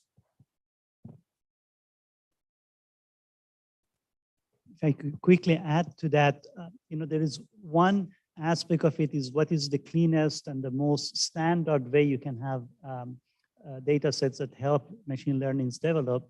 There is also a different perspective. You may want to do a Google search on this data-centric machine learning that Andrew Ng and others have been pushing recently. And their idea is that depend on your application, the type of data is different. So you cannot say I have the perfect image data. If your goal is to look at something that is, for example, sensitive to lighting condition, well, then it's a different. So his comment is, what is the feedback loop needed? Rather than take the data and then play with the algorithm, how some initial analysis will tell you how should you label the data, how should you take new data, and this feedback loop is the most important. I think that when it goes to information that was generated by, let's say, quantum computer, quantum system, a true quantum system, it's extremely difficult to generate standards. Okay, there are some of the obstacles I already said before, that you're looking at the data and you can't simulate, so you can't generate standard. Standard for what? Okay, so occasionally you have under some parameters, you have something analytic, which is what Michel Lukin has shown, that he has one point that can serve as his standard for the particular problem. But I think it's very difficult to generalize. Add to that, there is an issue of how many measurements you need. And that's a major issue, because if you have, let's say, you have n qubits, okay? In order to recover the information that is encoded in n qubits, you need 2 to the 2n measurements. It diverges very quickly, and you immediately find out that instead of speed up, you maybe have speed up in the process, but you have major exponential slowdown in the measurement, because there's a limit to how many measurements you can do simultaneously. So if you look at if you have what we do is coincidence measurements. Coincidence of 2, you have good SNR. But if you try to do coincidence of 3, you'll immediately go down a lot. And then coincidence of more, the scenario is so bad, so there's nothing to measure. So these are kind of the problems. I think that we are not there yet. As far as I know, there's not, I don't foresee a standard that is coming up for a general quantum computer, quantum machine, quantum simulator. But it's, it's food for thought. Maybe there is something behind that and should be thought along the standards that my colleagues just talked about it, that are for ordinary classical stuff. Any other questions from the audience? Okay. Oh, I'm sorry. Yes. So I'm interested in what are the common themes that runs between machine learning and in the quantum science space. For example, there were some numerical similarities, especially in the quantum simulation space, where there were optimization problems, which is very well studied in the ML literature. And there are, of course, numerical computation, matrix computation and optimizations there in that space. As Professor Segev was telling, there were also Ramanujan machines where you talk about how ML could be useful for some initial points to create conjectures. But what are the common themes that run, other common themes or research directions that you could have between ML and quantum science? I think the answer is there's no common today. These are just the beginning. So for example, my student Ron Ziv, who is somewhere here in the audience, tomorrow will talk about something that we did on true data, that is quantum any-body, on trying to look at true data and try to figure out what's going on there, to look for phase transition. This is a major challenge, and you'll see that we made some beginning steps, but there's a lot of activity in that. Generally, there are very few papers. It's just coming up, it's just beginning. People just now are starting to think about this kind of problems. They are hard. I already said why they are hard. That's why I think that this is a very good time to go into this. Because in 10 years, those that already just put the foundations, this will become milestone work. So this is a good time for guys like you to go in. So it's not that there's a lot of activity, very, very few. I would say one theme for sure would be explainability, just based upon some of the other comments that have been made. Machine learning today, everybody's talking about explainability. We have faculty in ECE who focus on explainability. Some of my great colleagues do that work. They're looking at trying to deconstruct these really large, complex neural nets to figure out why they're making decisions, try to use them to come up with less complex versions of them possibly that, can run faster. I'm always talking about speed apparently, but a lot of different domains. And I think in the quantum space, just to the point about, looking at the outputs of these different, say, quantum simulators, trying to apply unsupervised ML to them to sort of understand patterns, what's going on. I think it gets to a question probably of explainability, right? And trying to explain why certain phenomena are made, explain certain physics-driven phenomena. So that I think that's my view as a common research theme. I think what you mean is probably interpretation, not explainability, because you can't explain something that is a black box. To the best of my knowledge, and I asked also the speaker that was just before me, what his name? Kushik. And so I asked him, can you say something more than a black box? He said, no, it's still a black box. So there's no explainability. There is using it to interpret data. That yes. Any other questions or comments? Yes.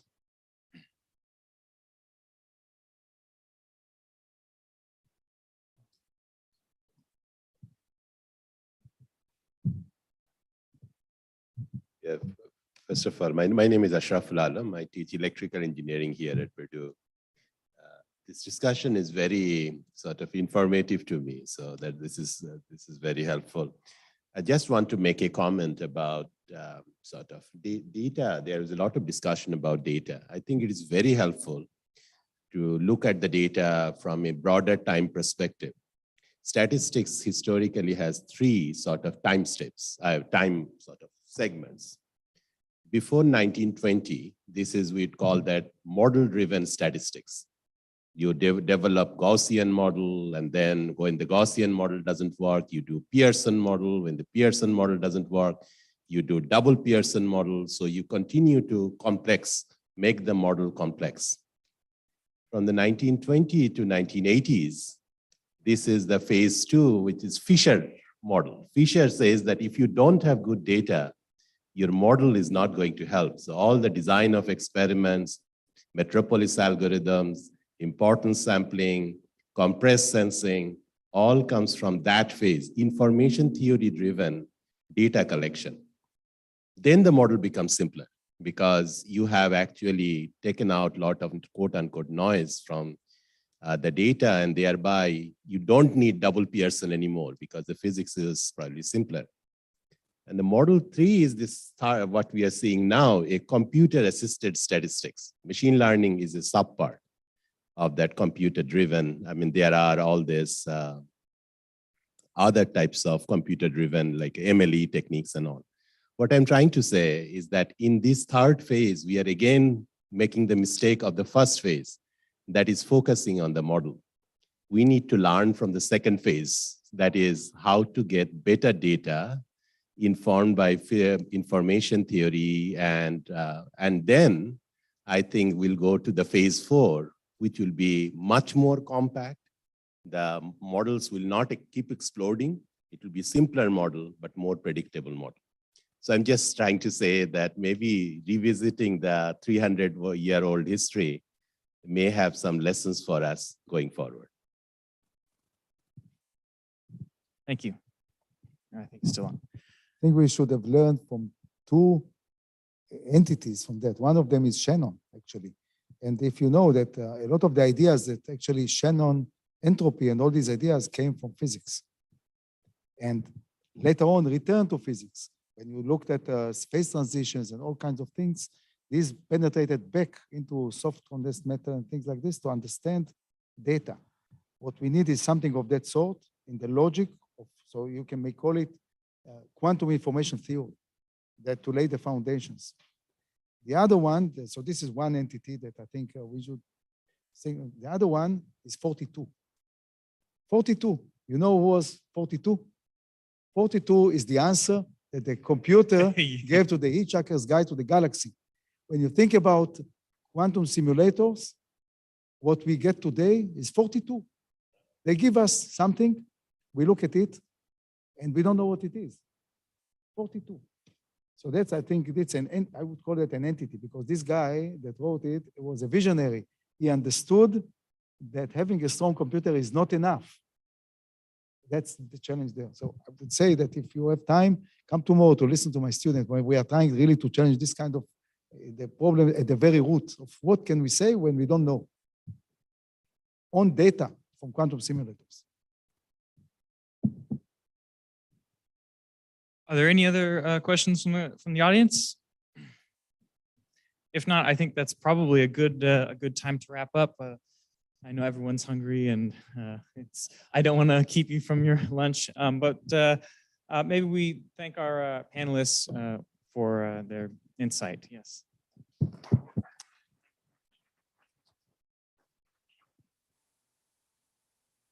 We'll reconvene after lunch.